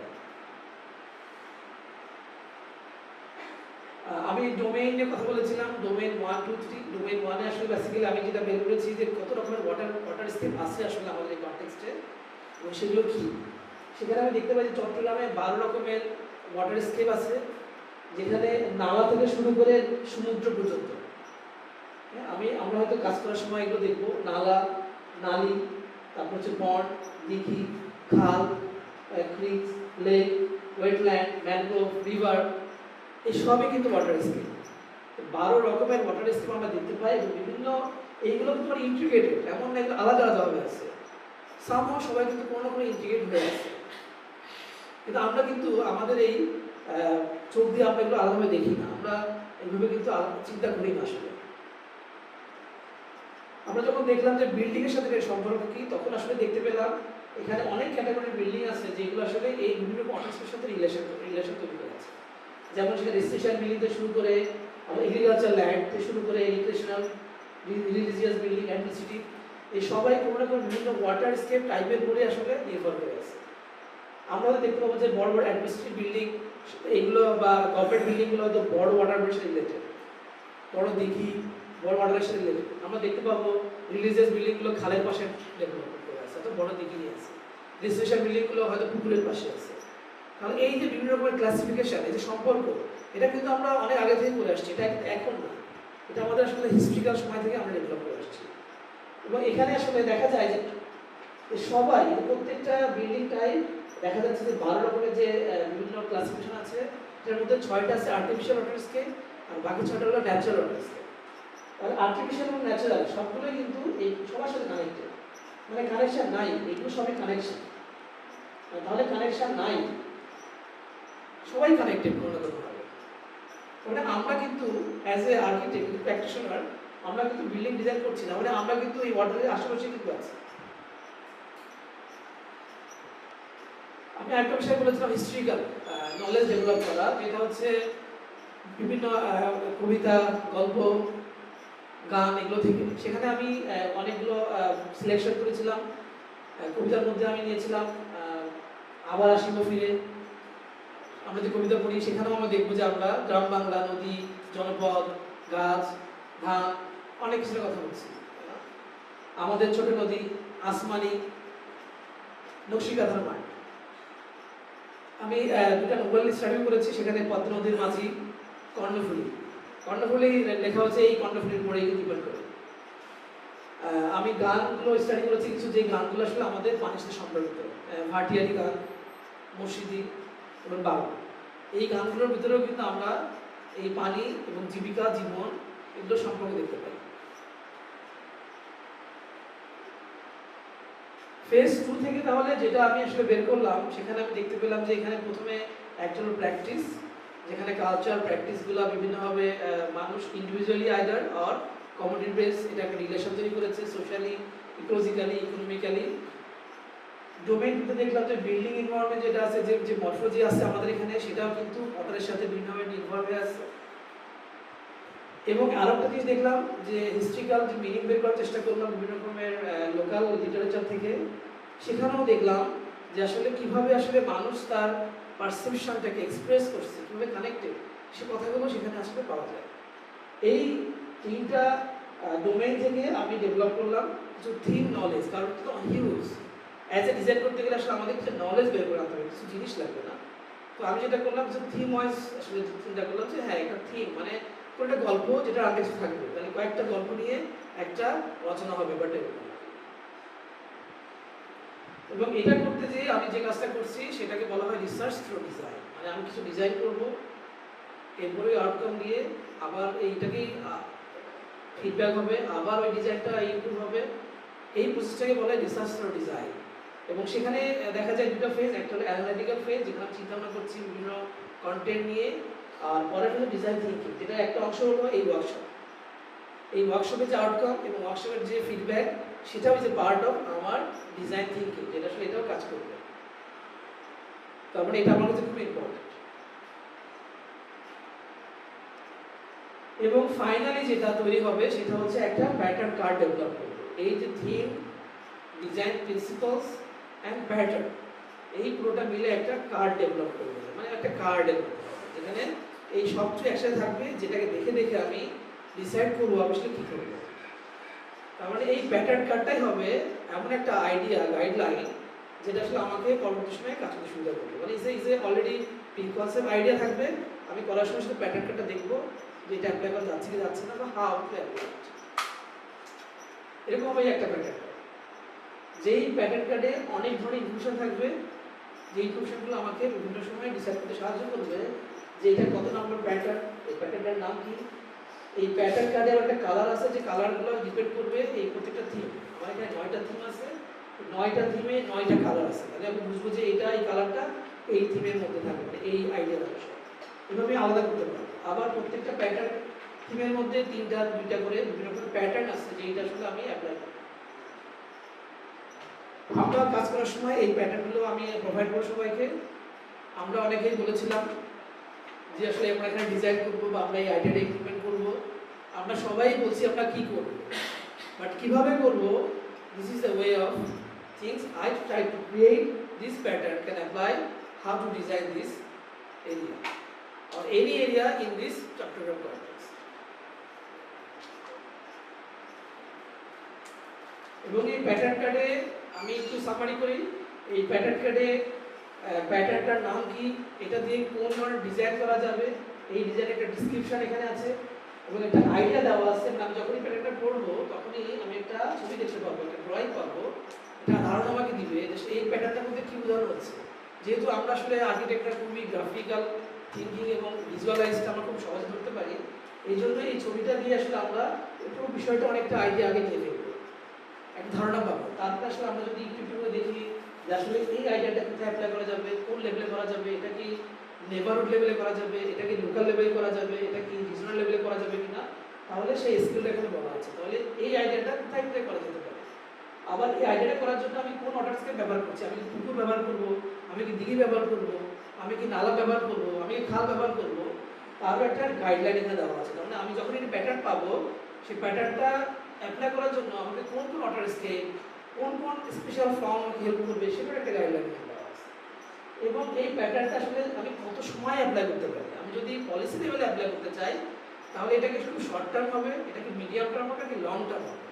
মানে কোনো একটা প্যাটার্ন হয়তো আমি 1 বছরে অ্যাপ্লাই করে ফেলতে পারবো, কোনো একটা প্যাটার্ন হয়তো আমি 2 থেকে 3 বছরে অ্যাপ্লাই করবো, বা 4-5 বছরে, আর কোনো একটা প্যাটার্ন হয়তো 6 থেকে লং টার্ম অ্যাপ্লাই করতে পারবো। তার মানে অনেক প্যাটার্ন আছে যেটা খুব সহজে অ্যাপ্লাই করা যাবে, ওটা অ্যাপ্লাই করতে গেলে আমাকে একটা মিডিয়াম একটা পরিশ্রম বা একটা ইন্টারভেনশন লাগবে। আর কোনো প্যাটার্ন অ্যাপ্লাই করতে গেলে আমাকে লং বা একটা সময় লাগবে, কারণ কোনো কিছু আসলে একবারে করা যাবে না, সব কিছু একটা বিভিন্ন লেভেল আছে। সো এইখানে সেই গাইডলাইন দেওয়া আছে কোন প্যাটার্ন কখন অ্যাপ্লাই করা যাবে। সো আমি যদি পলিসি মেকার হই তখন আমি দেখবো যে এই প্যাটার্নটা হয়তো আমার লম্বা সময় অ্যাপ্লাই করা যেতে পারে, এটা হয়তো শর্ট সময় অ্যাপ্লাই করা যেতে পারে। সো সেইভাবে আমি আমার প্ল্যানও করতে পারবো। এটা হচ্ছে সেই ওভারঅল থিমগুলা, এবং প্রত্যেকটা থিমে একটা কোড আছে সহজে বোঝার জন্য যে এই থিমটার নাম কি, এবং সেখানে ডিজাইন প্রিন্সিপালগুলো আছে, এখানে 9টা প্রিন্সিপাল আছে ডিজাইন, এবং প্রত্যেকটা আন্ডারে কিছু প্যাটার্ন আছে। কোনো কোনো সময় 4টা প্যাটার্ন আছে একটা প্রিন্সিপাল অ্যাপ্লাই করতে গেলে, কখনো একটা ডিজাইন পিসে অ্যাপ্লাই করতে গেলে 2টা প্যাটার্ন আছে, তখন 3টা আছে। সো এইভাবেই পুরো 25 pattern I develop for to apply this waterscape logic in this context. সবাইকে ধন্যবাদ এই পর্যায়ে আমার সাথে সময় দিয়ে আমার এই প্রেজেন্টেশনে শোনার জন্য। এবং আমরা এখন একটা বিরতি দিব এবং এরপরে আমরা আসলে এই ওয়ার্কশপটা এই প্যাটার্নটা ব্যবহার করে কিভাবে আসলে আমরা এটা অ্যাপ্লাই করতে পারবো, আমরা আজকে এটা করে দেখব। আমরা এতক্ষণ গল্প করলাম, অনেক বড় লেকচার দিলাম ব্যাপারটা এরকম, বাট এখন হচ্ছে এটা আসলে অ্যাপ্লাই করা যাচ্ছে কিনা সেটা আমরা এক্সারসাইজ করব। এবং আমি সবাইকে ধন্যবাদ দিয়ে দিতে চাই যে সবাই মনোযোগ দিয়ে অত্যন্ত কথা শুনেছে, এবং সবাই যদি পরবর্তীতে এই প্যাটার্নগুলোকে একটু রিড করে সাইটটা রিড করে যদি ডিজাইন করি, আমরা আলোচনা করি, এক্সারসাইজ করি, তাহলে হয়তো আমরা সবাই একে অপরের সাথে শেয়ার করে একটা পার্টিসিপেটরি ডিজাইন একটা আউটকাম ডেভেলপ করতে পারবো। সবাইকে ধন্যবাদ। স্যাটেলাইট ম্যাপ এবং কি আছে, এবং এটা পরবর্তী সময় স্যাটেলাইট ম্যাপ সেটাও দেওয়া আছে এখানে। সো সাইটের এই সময়ের ম্যাপগুলো কিন্তু দেওয়া আছে। সো আমরা যদি 25 বছর আগের ম্যাপ দেখি তাহলে বুঝতে পারবো যে এখানে ল্যান্ডিং কি ছিল স্যাটেলাইট থেকে। এটা ছাড়াও 3টা খুব গুরুত্বপূর্ণ জিনিস দেওয়া আছে। এক, এখানে একটা A3 শীট আছে যেখানে আসলে এই 12টা ওয়াটার স্কেপ যে কি এবং তারা আসলে কিভাবে মানে এত ডেফিনেশন কি বিভিন্নভাবে পয়েন্ট আউট করে এটার ডেফিনেশন দেওয়া আছে যে এবং আমাদের কনটেক্সটে কিন্তু এগুলো কিন্তু কোথা থেকে নেওয়া না এটা কিন্তু আমাদের এইখানে চট্টগ্রামের কনটেক্সট থেকে নেওয়া। সো এখানে এই সবগুলো জিনিসই আছে এবং আমরা নালা বলতে কি বুঝি, নালী বলতে কি বুঝি, আমরা পুকুর বড় পুকুর দিঘি এই ডেফিনেশনগুলো এখানে দেওয়া আছে। তাহলে 12টা ওয়াটার স্কেপের যে বিভিন্ন রকমের ক্যারেক্টারিস্টিক্স সেটা একটা শিটে পাবো। আরেকটা শিট আছে যেখানে দেওয়া আছে বিল্ডিং এর সাথে ওয়াটার বডি রিলেশন, আরেকটা এক্সেল শিট আছে A4 ছবি কিভাবে অ্যাপ্লাই হবে এইগুলো আছে। যেহেতু প্যাটার্নটা অনেক বেশি, সো বেশি মেম্বার যদি এটা পড়ে তাহলে ভালো। এবং আমি সবাইকে ড্রেসিং শিট দিব, দুইটা বড় শিট দিব ড্রেসিং, একটাতে ফাইনাল করার জন্য আর গ্রাফ, আর ছোট ড্রেসিং দিব আমি, সেখানে সবাই ইচ্ছামতো গ্রাফ করতে পারবে। আর কারো কোনো কোশ্চেন থাকলে আমরা কাজ করতে করতে আমি আসি, আমার স্টুডেন্ট আছে তারা অলরেডি যেহেতু ওয়ার্কশপ করছে দে নোজ, আলোচনা করলে তারা প্রবলেমগুলো হয়তো হেল্প করবে সাজেশন। আমি তো আছি। ওকে, সবাইকে ধন্যবাদ। কাজ করতে করতে আমরা অনেক প্রশ্ন হারাইছি। Thank you. কামলা কাটতে হবে আপনাকে মসজিদ ভাই সকাল আমরা কিন্তু মানে মশলায় আমি কিন্তু সবচেয়ে বেশি নিশ্চিতভাবে আমাদেরকে ওর পিএইচডি অ্যাকনোলেজমেন্টে রাখবে, তাই ডেফিনেটলি এটি চলবে। এখন তো সবার নাম থাকে আমরা পিএইচডি ওতেই পিএইচডি বাকি রাখি, এখানে একটু হইলি আছে পিএইচডি ওদের পিছনে চলা মানুষ।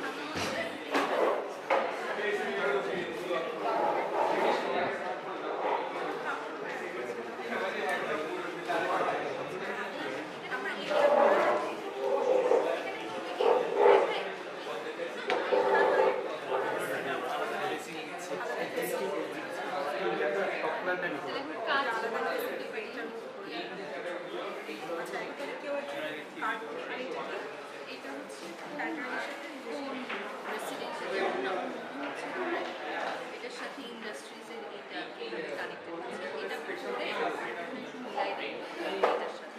এবার আমরা কি করি প্যাটার্নটা এটা তো আমার বুঝতে লাগে নিতে পারেন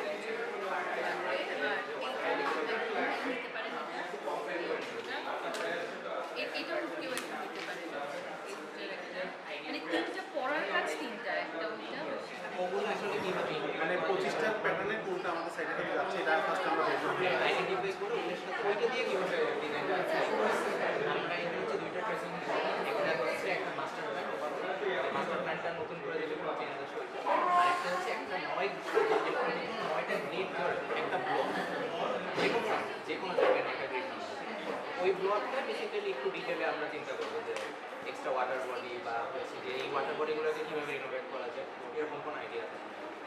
এইখানে একটা এন্ট্রি আছে, ওইখানে ওয়াটার বডিগুলো সব ডিটেলস 12টা টাইপের ওয়াটার বডি আছে, কোন টাইপের ওয়াটার বডি আর্টিফিশিয়াল ন্যাচারাল এই সব ডিটেলসগুলো আছে। আর একটা আরেকটা এসি ফ্রি টাইম এটা একটা টাইম লাইন আছে, বিভিন্ন সময় ইমেজ স্যাটেলাইট ইমেজ করে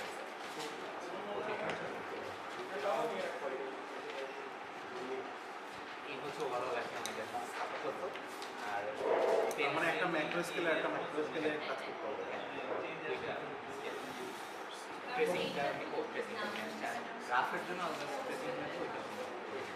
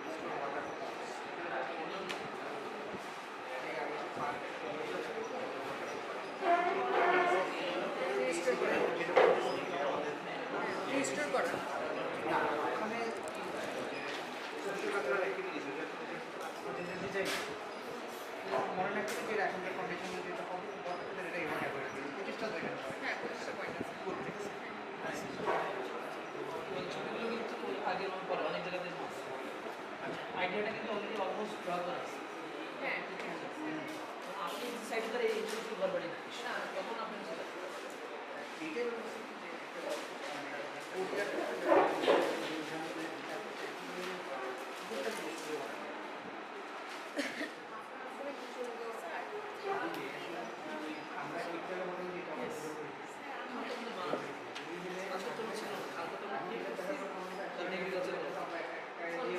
যে কোনো জায়গায় নদী থেকে পানি সরানোর জন্য ঠান্ডা খাল প্রতিষ্ঠান ক্যানেল এটা মিনি বলেই এটার নাম কেন নদীর আমরা নদী থেকে নিয়ে আসছি পানি আমাদের এগ্রিকালচারে পানি আনতে হবে খাল কেটে নিয়ে আসছি কারণ খাল কেটে কমে আনা খাল কেটে মানে খাল আমরা তখন নদী কোনো বানানো যায় অনেক বেশি নদী বানাইছে ডিপেন্ড করছে লং টাইম আমাদের যা দেখি ন্যাচারাল সেটা ভালো লাগে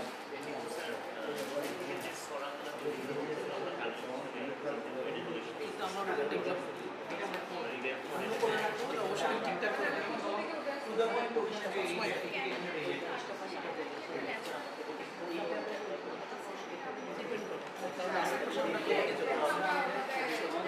আবার এগ্রিকালচার ল্যান্ডে আমরা বিভিন্ন যার যে কারণে তো প্লট অনুসারে অবশ্যই আমার এখানে খাওয়া দরকার নেই নাকের খালগুলো চলে গেছে তো প্রাইভেট খালটা তো রিজর্ভেশন অফ মানি সো খাল অলওয়েজ আর্টিফিশিয়াল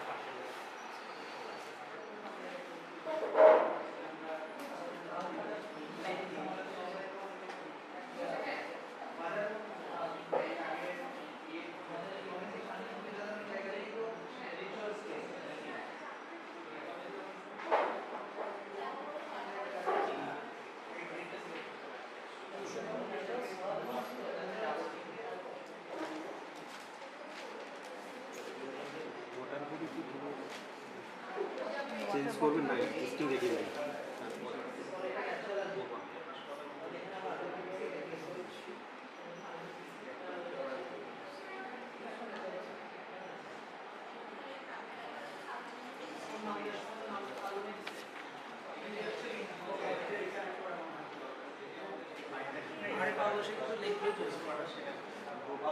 আমরা আমাদের কনটেক্সটে কালটাই লেখা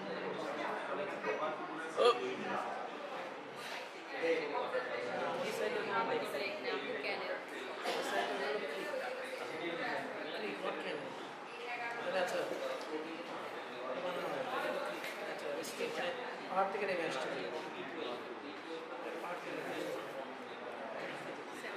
জলধারা Stream is connecting with the river. সমুদ্রের সাথে মিশতেছে। বাংলা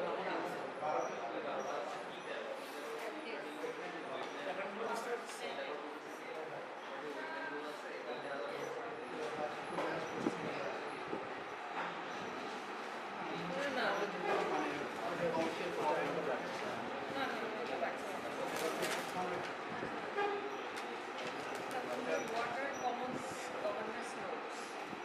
মানে না, আপনি এটা আমাকে পাঠিয়ে দিন।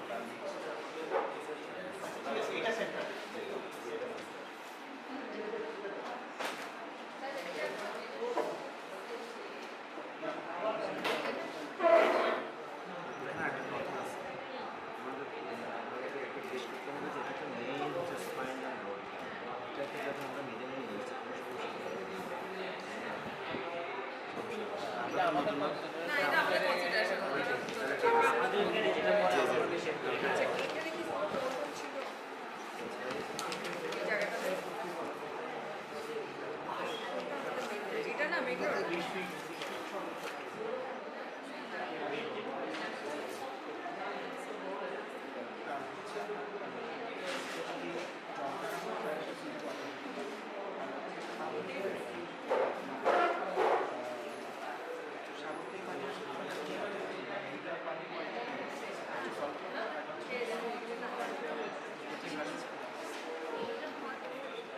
এই জায়গাগুলোকে কোনোভাবেই আমরা হচ্ছে এইভাবে করে রাখতে পারতেছি না। এই জায়গাগুলোকে কনভার্ট করতে হবে একটু, যে আমাদের ওয়াটার ইরিগেশন সিস্টেম এরকম চাষ করে। ওইটা রাস্তা যদি হয় ওই জায়গাটা একটা বড় চান্স আছে। এটা কিন্তু ফ্রিজ না, ল্যান্ড প্লট আর কি, হ্যাঁ ওটা হচ্ছে এরিয়া আছে এখানেও একটা এগুলো কি আসলে এগুলো চারপাশে রাস্তাওয়ালা সাইড সেগুলোতে ছোটো ছোটো পটে ভাগ করে ছোটো ছোটো ভাগ করে সবগুলো এনশিয়াল এটা করা যায়। এটা যদি সেন্ট্রাল এটাকে ঘুরে দেওয়া যায়, এটাকে ঘুরে নেওয়া যে এখানে একটা ব্রিজ টিজ করে গেছে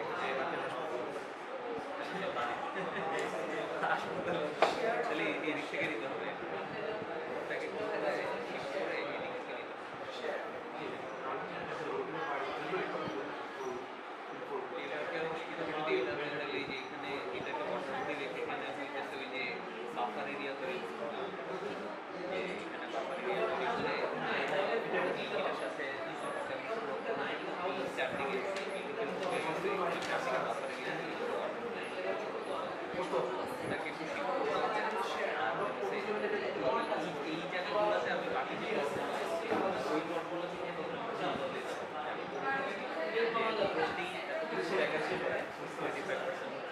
যদি মনে হয় কম্বাইন করা সম্ভব তাহলে অবশ্যই, কারণ অবশ্যই এখন মনে করুন এইটাই একটা আছে ডিফারেন্ট আসে প্যাটার্ন আছে তো রিস্ক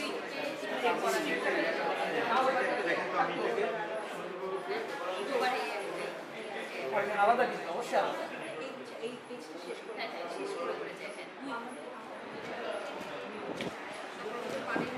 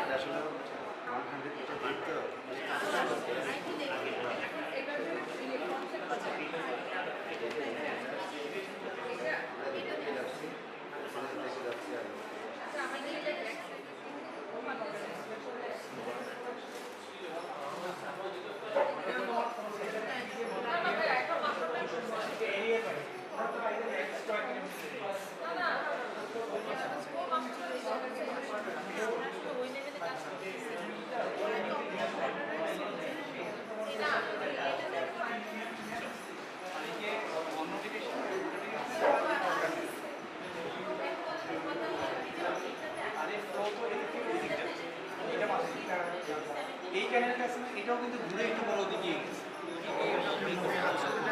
হচ্ছে কি বাইরের যে ওয়াটার বডিটা এটা কি আমাদের হাউজিং কিন্তু এই রোডটাকে কি করা হচ্ছে? যেখানে খাল আসবে যে এখান থেকে, মানে আমরা এই খালটাকে যদি মেনে ক্লিয়ার করি ওখান থেকে আমি রোড নেটওয়ার্ক ধরে ধরে বিভিন্ন জায়গায় খালের ঘেরা আনছি। এটা হচ্ছে এই সেই রোডটাকে জিনিসটা। এটা কি আমরা এই ওয়াটার দিয়ে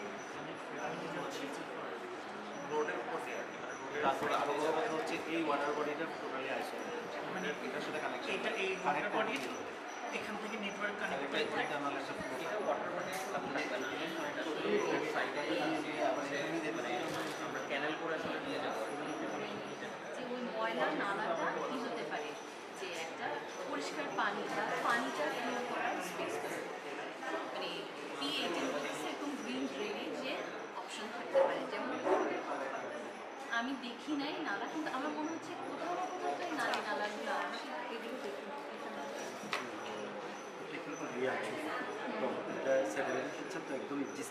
সবই আপনাকে বলছেন উইথ গ্রিন ড্রেনেজ।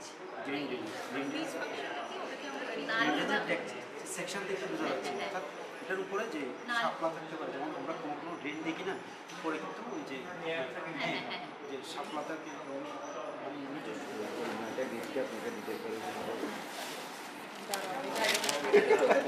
মাস্টার আগে শেষ করে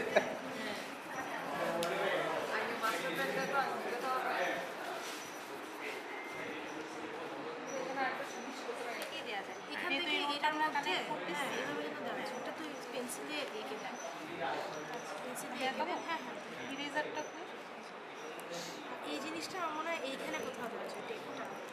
একটা টাইম 15 মিনিটস ওয়াক এবং এসব করে দেখা হবে। আচ্ছা এই পাশে তো ব্রিজ হইলে এই পাশে রাস্তা নেই, তো ব্রিজটা তো ওই পাশে গিয়ে করবে করবে নাকি? মানে এটা ব্রিজ দিলে এদিকে একটা রাস্তা তো দেখতে হবে। আচ্ছা এখানে ব্রিজটা না, এখানে প্রচুরের অপশন আছে, আরও দু একটি জায়গা করা যেতে পারে এটা আর্টিফিশিয়াল ওয়াটার স্পেস।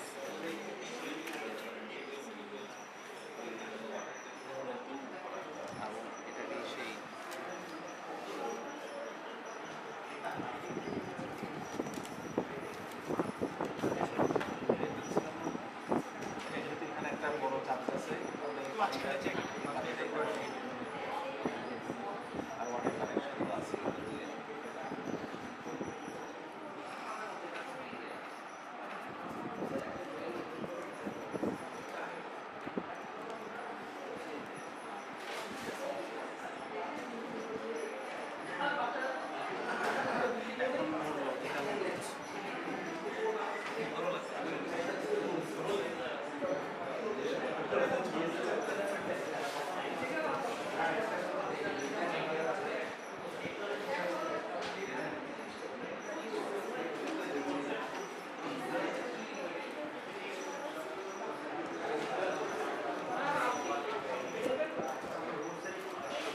ডিজাইনই করে দিয়েছি, কি অবস্থা। 9টা ব্লক আমরা তো ফুল ব্লকটাই ফুল মাস্টার প্ল্যানই করে দিচ্ছি, বানিয়ে ফেলা যাবে।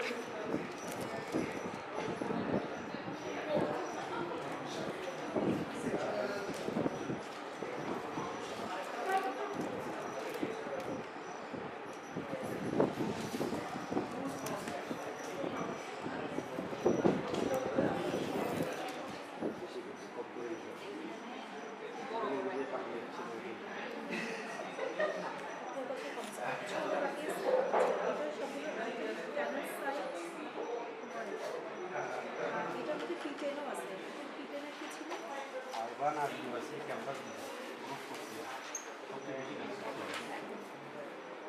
ফ্লোটিং ফান্ডস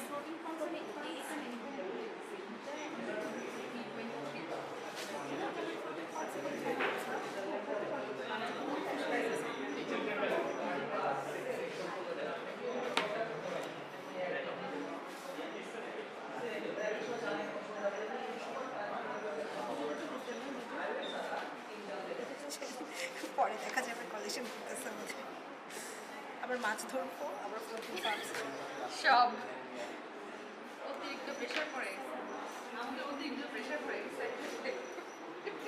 আমি স্টাডি বেশি করি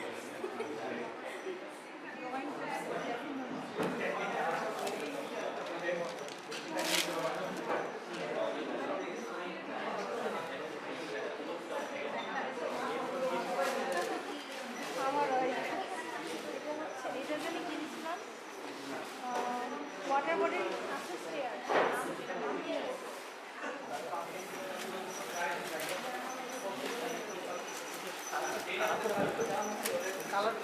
কালার লাগবে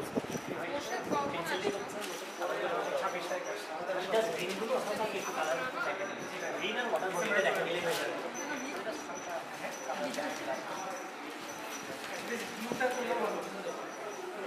না অনেক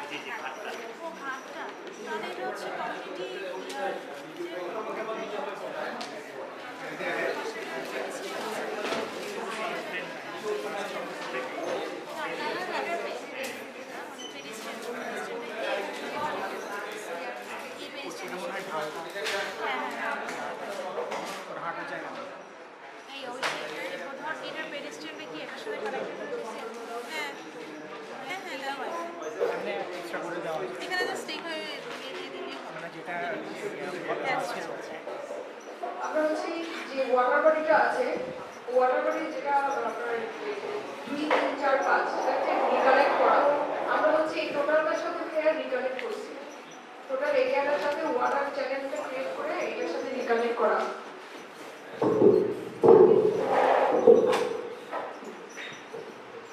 আর হচ্ছে সেকেন্ড হচ্ছে প্রতিটা প্লট ভাগ করে এখানে ছোট ছোট যে ওয়াটার বডিগুলো আছে, ওয়াটার বডিগুলো দিয়ে আমরা হচ্ছে সেই জায়গাগুলোর সাথে মানে প্রত্যেকটা প্লটের মধ্যে এই ওয়াটার বডিগুলো থাকবে। আর কিছু কিছু জায়গা আমরা ঠিক করছি যেগুলো হচ্ছে কমিউনিটি স্পেসগুলো থাকবে ওয়াটার সেন্ট্রিক হয়ে, যেখানে ওয়াটার সেন্ট্রিক সেন্টারটা তৈরি করছে ওই জায়গাগুলোতে আমরা ওয়াটার সেন্ট্রিক কমিউনিটি স্পেসগুলো থাকবে। আর টোটাল যে প্রাইমারি রোডটা গিয়েছে, প্রাইমারি রোডের দুই পাশেই কিন্তু একটা ওয়াটার চ্যানেল রাখা হয়েছে। ওয়াটার চ্যানেলটা ক্রিয়েট করা হয়েছে যাতে ফ্লাডের ইস্যুটা যেটা আছে সেটা যাতে মানে এটা বাঁধ হিসেবে কাজ করে, এই জিনিসগুলো করেছে। আর এটার চারপাশে হচ্ছে আমাদের যে সোশ্যাল এবং এটা যেগুলো ছিল এগুলো আমাদের কোনো কোনোখানে বোট, তারপর ফিশিং বোট, তারপর হচ্ছে যেগুলো কমিউনিটি স্পেসগুলো এই জায়গাগুলোতে আমরা করেছি। এটা হচ্ছে নেবারহুড ফ্যাসিলিটিসগুলো থাকবে, আর এগুলো হচ্ছে ওয়াটার সেন্ট্রিক জিনিসগুলো থাকবে। আর অন্য কোনো অন্য কোনো প্যাটার্ন কি আপনারা করে দেওয়া এখানে প্লটগুলোতে কোনো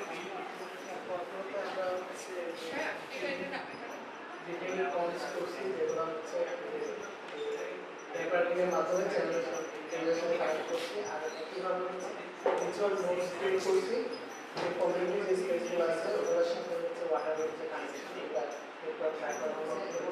এবং যে গ্রিন বাফার রোডের সাথে হচ্ছে গ্রিন বাফার তৈরি করা যায় সেখানে মানুষজন হচ্ছে এডুকেশনাল স্পেস ছিল এটা হচ্ছে কমিউনিটি জোন হিসেবে আমরা ইউজ করছি। আর এটা হচ্ছে ওদের যে রেসিডেন্সিয়াল জোন, ওটার মধ্যে যে ইন্টারমিডিয়েট যে পয়েন্টগুলো আছে ওখানে হচ্ছে আমরা ওয়াটারবডি ক্রিয়েট করে ওটার সাথে স্পেসে কানেক্ট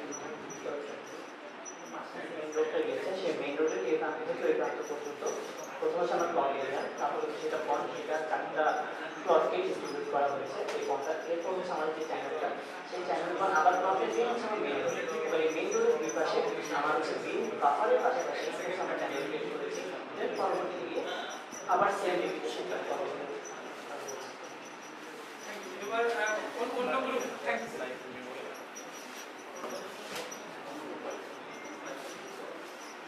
এই করোনা আবাসিকের সেকেন্ড গ্রুপ কারা ছিল? অন্য আবাসিকের ফলো করে সলিউশনের দিকে এগিয়েছি, যেটা ইনস্ট্রাকশন ছিল অলরেডি।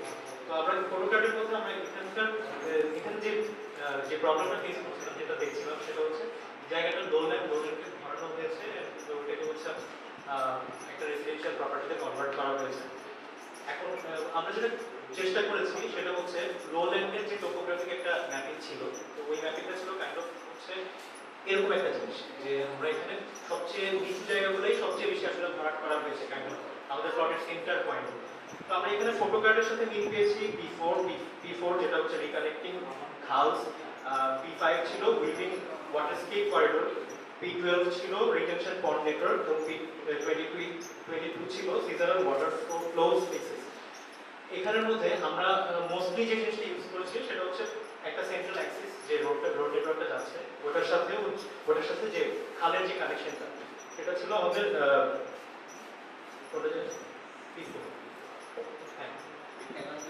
এখানে একটা ক্যানেল দেখা যাচ্ছে যেটা হচ্ছে বেসিক্যালি আমাদের 4টা এখন পর্যন্ত স্প্রেড করা লাস্ট মোমেন্ট পর্যন্ত। তো আমরা যেটা চিন্তা করছিলাম যে এখান থেকে যদি আমরা সামহাও যে লোল্যান্ডের যে ওয়াটার কালেকশনটা হয়, যে ওয়াটার যেটার কারণে হচ্ছে আমাদের এখানে পানি জমে থাকে, ওই জিনিসটাকে এইটুকু পর্যন্ত যদি আনা পসিবল হয়, তাইলে এই জিনিসটা সেন্ট্রাল যে ড্রেনেজ সিস্টেম ওটার সাথে কানেক্ট হয়ে ওয়াটার ফ্লোটা তাদের যে রিকালেকশন পয়েন্ট ওখানে গিয়ে জমা হতে পারে।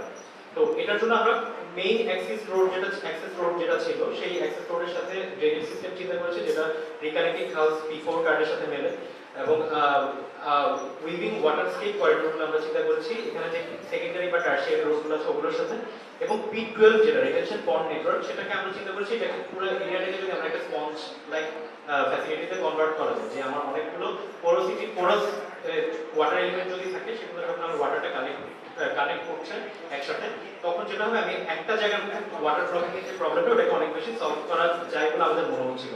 তো এটা করার জন্য আমাদের যেটা হচ্ছিল, আমি যদি গ্রিন আয়রন গ্রিন প্যাটার্নে যাই তখন যেটা হচ্ছে আমি যদি একটা পলিসি মিট করে ফেলি যে আমার একটা লাইন ধরে যে ব্লকগুলো থাকবে বা হচ্ছে কানেক্ট গ্রুপ অফ প্লট থাকছে ওখানের মধ্যে যদি শেয়ার্ড ফ্যাসিলিটি হিসেবে আমরা একটা পন্ড বা ওয়াটার ফ্যাসিলিটি ডিজাইন করি, তাহলে অনেক বেশি সিমেট্রিক্যাল একটা প্যাটার্ন ক্রিয়েট হয়। যেহেতু আমাদেরকে একটা টোপোগ্রাফিক ম্যাপ দেওয়া হয়েছে, আমরা ওইটার সাথে ওইটার যে ইনফরমেশনটা ওইটাকে এই ডিজাইনের সাথে আমরা ওভারল্যাপ করি। ওভারল্যাপ করার কারণে আমরা একটা প্যারামেট্রিক ডিজাইন পাই। যে প্যারামেট্রিক ডিজাইনটা হচ্ছে আমাদের যে জায়গাটা আমার সবচেয়ে বেশি লোল্যান্ড থাকছে ওই জায়গাটাতে আমার পোরোসিটিটা সবচেয়ে বেশি হবে, এবং যে জায়গাগুলোতে আমার উচ্চা থাকছে সেখানে আমার পোরোসিটিটা মোর ডিসপার্স একটা নেটওয়ার্কে পরিণত হবে। এবং এই যে ওয়াটার পার্টগুলো বা ওয়াটার ফ্যাসিলিটিগুলো এগুলো সবগুলো ইন্টারকানেক্টেড থাকবে আমাদের রোড নেটওয়ার্ক সিস্টেমের মাধ্যমে।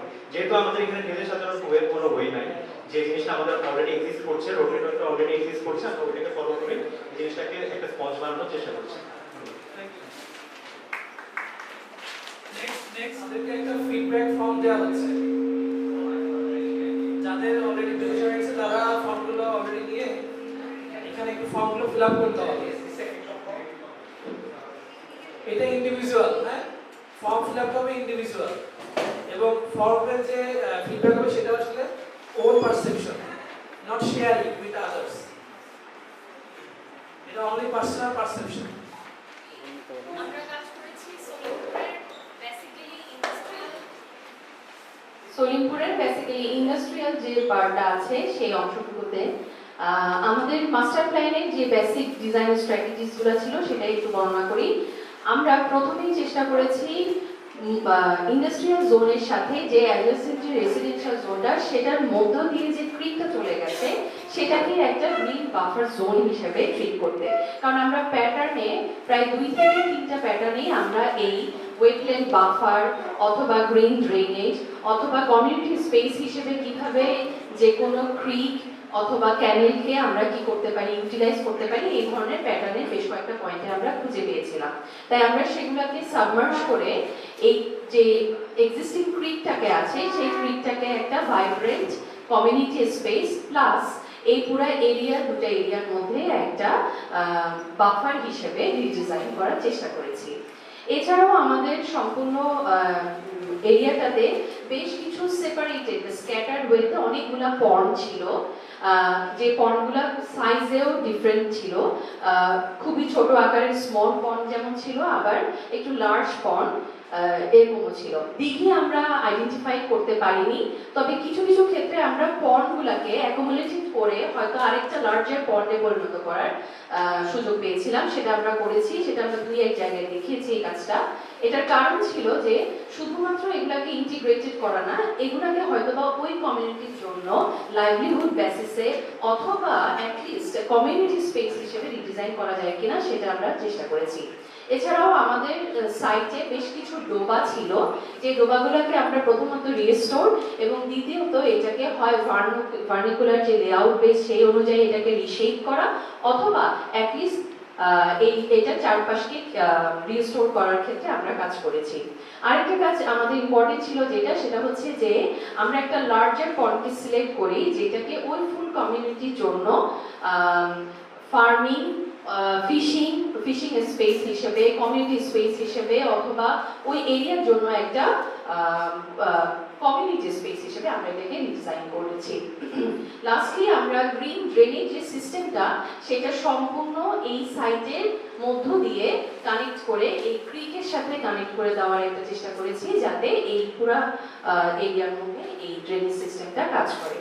আমরা এর পরবর্তী পর্যায়ে আমাদের ব্লো আপ যে 9 গ্রিড যে স্পেসটা সেটা একটু ডিটেইল সম্পর্কে জানবো।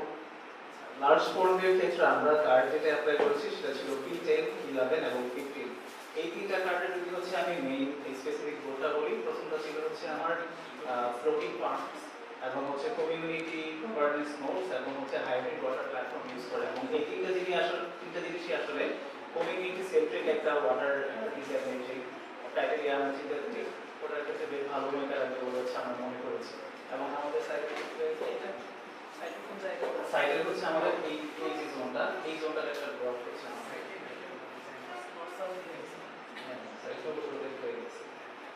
Thank you.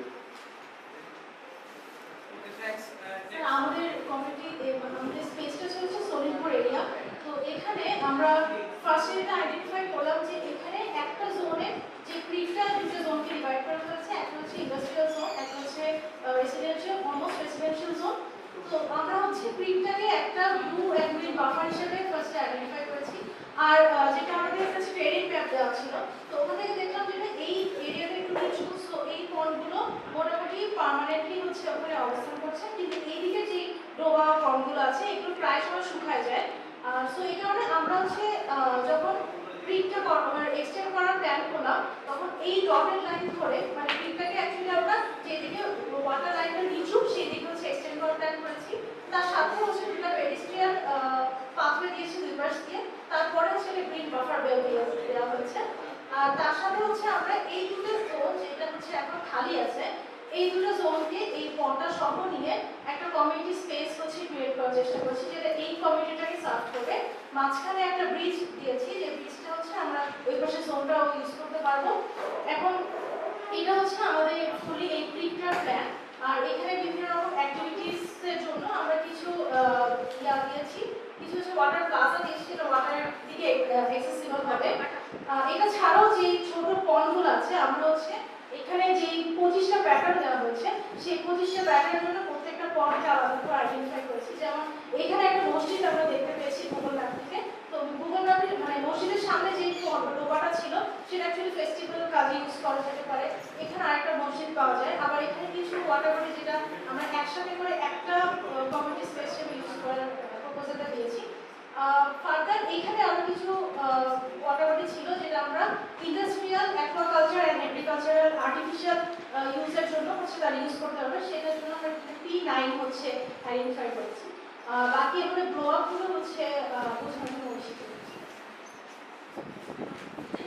তো এখানে যদি আমরা বাফার জোনটা দেখি, তাহলে আমরা হচ্ছে স্যার ক্যানালের পাশে আমরা একটা পেডিস্ট্রিয়াল ওয়াকওয়ে দিয়ে এক পাশে লাইনটাকে বাউন্ডারি লাইনটাকে দেখিয়েছি। আর আমরা কিছু এই পাশে যেই জোনগুলো খালি ছিল, গ্রিন এরিয়া ছিল না, যেমন এই পাশটা আমাদের অনেক বড় একটা ওপেন স্পেস ছিল, এখানে একটা গ্রিন পার্ক, এবং এই জায়গাটার সাথে আমাদের রেসিডেন্সিয়াল এরিয়াটার সাথে একটা ব্রিজ দিয়ে কানেক্ট করেছি।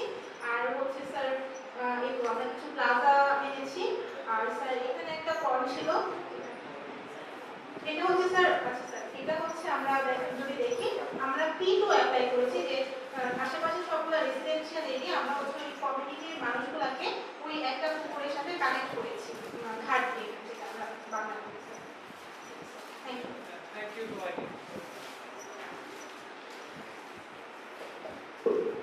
সবাইকে ধন্যবাদ প্রেজেন্টেশনে। এই আমি সবাইকে যে ফর্ম দিয়েছি, সবাই যদি একটু ফর্মটা ফিল আপ করা শুরু করেন আমার মনে হয় সুবিধা হয়। এবং আমি জানি ফিল আপ করার সময় অনেক কোশ্চেন আসবে, অনেক প্রশ্ন হয়তো বোঝা যাবে না, যদি না যায় আমি আছি সে বিষয়ে ক্লারিফাই করার জন্য।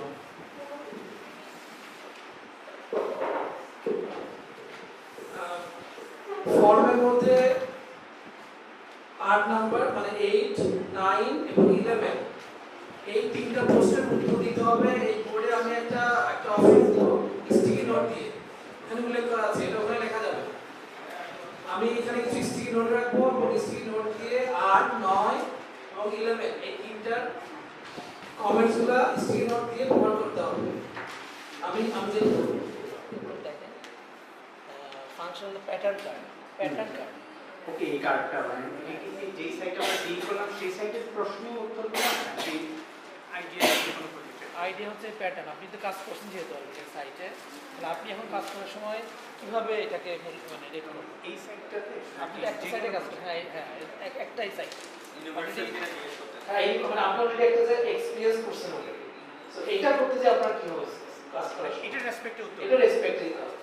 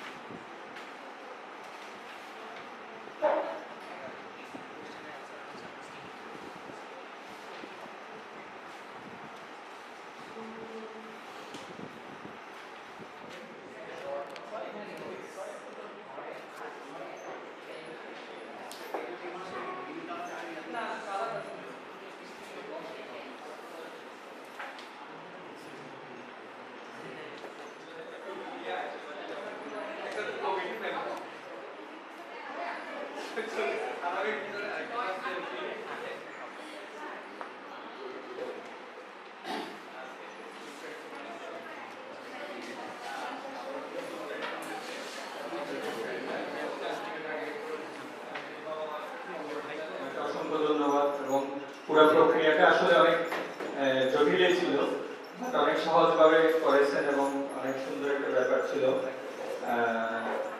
এখন আমরা মনে হয় সবার আগে সার্টিফিকেটগুলো দিয়ে দিই। আসাদ ভাই একটু এদিকে আসবেন, আসাদ ভাই এবং আইডি যে শায়লা আসো এবং মাহফুজ আসো। মাহফুজ যেহেতু এই আসো মাহফুজ এদিকে আসো। ও হচ্ছে আমাদের তুহিনের জায়গায়, ওদের জায়গায়। আচ্ছা একটু আপনি বলে দেন। আচ্ছা, এই ওয়ার্কশপে আমি আমার স্টুডেন্ট কিছু হেল্প করছে, তো সবাই যদি ওদের উপলক্ষে একটু করতালি দিয়ে দিই আর অনেক সাপোর্ট দিতে আসলে এই প্রোগ্রামে অনেক কাজ করছে। ব্রাজিল পাসপোর্ট চলে যাচ্ছে, ঠিক আছে রাখা হবে। তো মাহফুজ ছিল অ্যাকচুয়ালি আমাদের ওই তুহিন দেশের বাইরে আছে, তো তুহিনের কাজটা মাহফুজই করে দিয়েছে সাব কমিটির মেম্বার হিসেবে। মাহফুজ আমরা মনে হয় সার্টিফিকেটগুলো দিয়ে দিই না, সার্টিফিকেট শায়লা বলবো, আর শায়লার নাম তুমি বলো, দেখে রেখে দাও। ঘোষণা দিচ্ছি, একজন একটু চলে আসবেন প্লিজ। সাদিয়া ইমরান রাইসা, সাদিয়া ইমরান রাইসা। তাশরিফুল মাসেদ রাজি,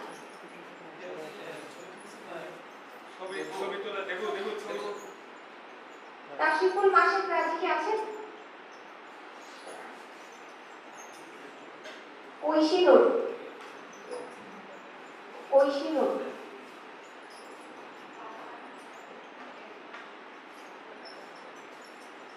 ফাহাদ রহমান, ঐশী নূর। এরপর আসবেন সামিরা মনসুর, সামিরা মনসুর। শারমিন আক্তার, ফাহাদ রহমান। শারমিন আক্তার আসবেন, শারমিন আক্তার। মোহাম্মদ এহসান, মোহাম্মদ এহসান। মোহাম্মদ আবিদ ইকবাল। কাইন্ডলি সার্টিফিকেটের প্যাকেটগুলো সংগ্রহ করে নেবেন। কুহেলি চৌধুরী। এরপর আসবেন সাবাহ মাহজাবি, সাবাহ মাহজাবি। মোহাম্মদ ফয়সাল ভুইয়া, ভুইয়া সাহেব। জান্নাতুল নাইম, জান্নাতুল নাইম। সারা বিনতে হক, সারা বিনতে হক। আসিফুর রহমান। তারপর আসবেন সুরুচি তাপস বড়ুয়া।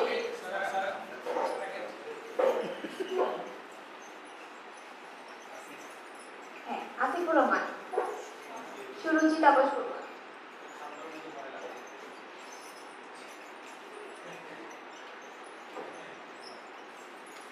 মাহাদি মাহমুদুল হক। এরপর সামরিনা হক আসবেন। মাহদি মাহমুদুল হক, এরপর সাবরিনা হক,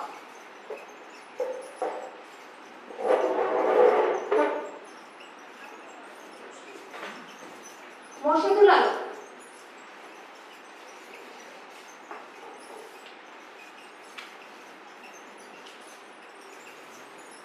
মোর্শেদুল আলম, নাসিব সালমান,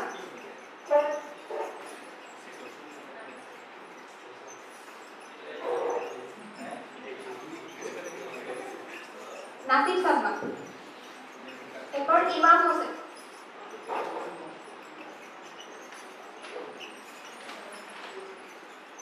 ইমাম হোসেন, এরপর রাহুল দে,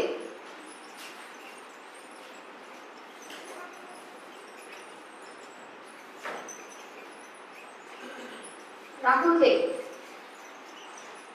মোহাম্মদ সাইফুদ্দিন, সাইফুদ্দিন,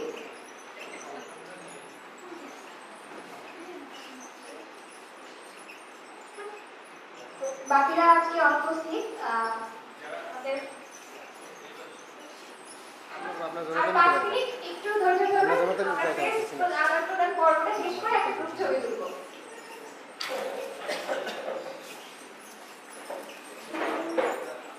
আচ্ছা, আমাদের আজকে এই চমৎকার ওয়ার্কশপ প্রেজেন্ট করার জন্য ইনস্ট্রাক্টর মুস্তাফিজ ভাইকে আমাদের আইবি চ্যাপ্টারের পক্ষ থেকে প্রেস তুলে দিচ্ছেন সম্পাদক আসাদুজ্জামান ভাই। একটা করতালি হোক। ধন্যবাদ। এবারে ডিপার্টমেন্ট অফ আর্কিটেকচার প্রিমিয়ার ইউনিভার্সিটির পক্ষ থেকে আমাদের এই সাপোর্টটা দেওয়ার জন্য অসংখ্য ধন্যবাদ মুরাদ ভাইকে এবং আমাদের এই সম্মানিত চেয়ারম্যানের হাতে, প্রিমিয়ার ইউনিভার্সিটি চেয়ারম্যানের হাতে প্রেস তুলে দিচ্ছেন আইবি সম্পাদক আসাদুজ্জামান ভাই। Premier university architecture department chairman. দুঃখিত।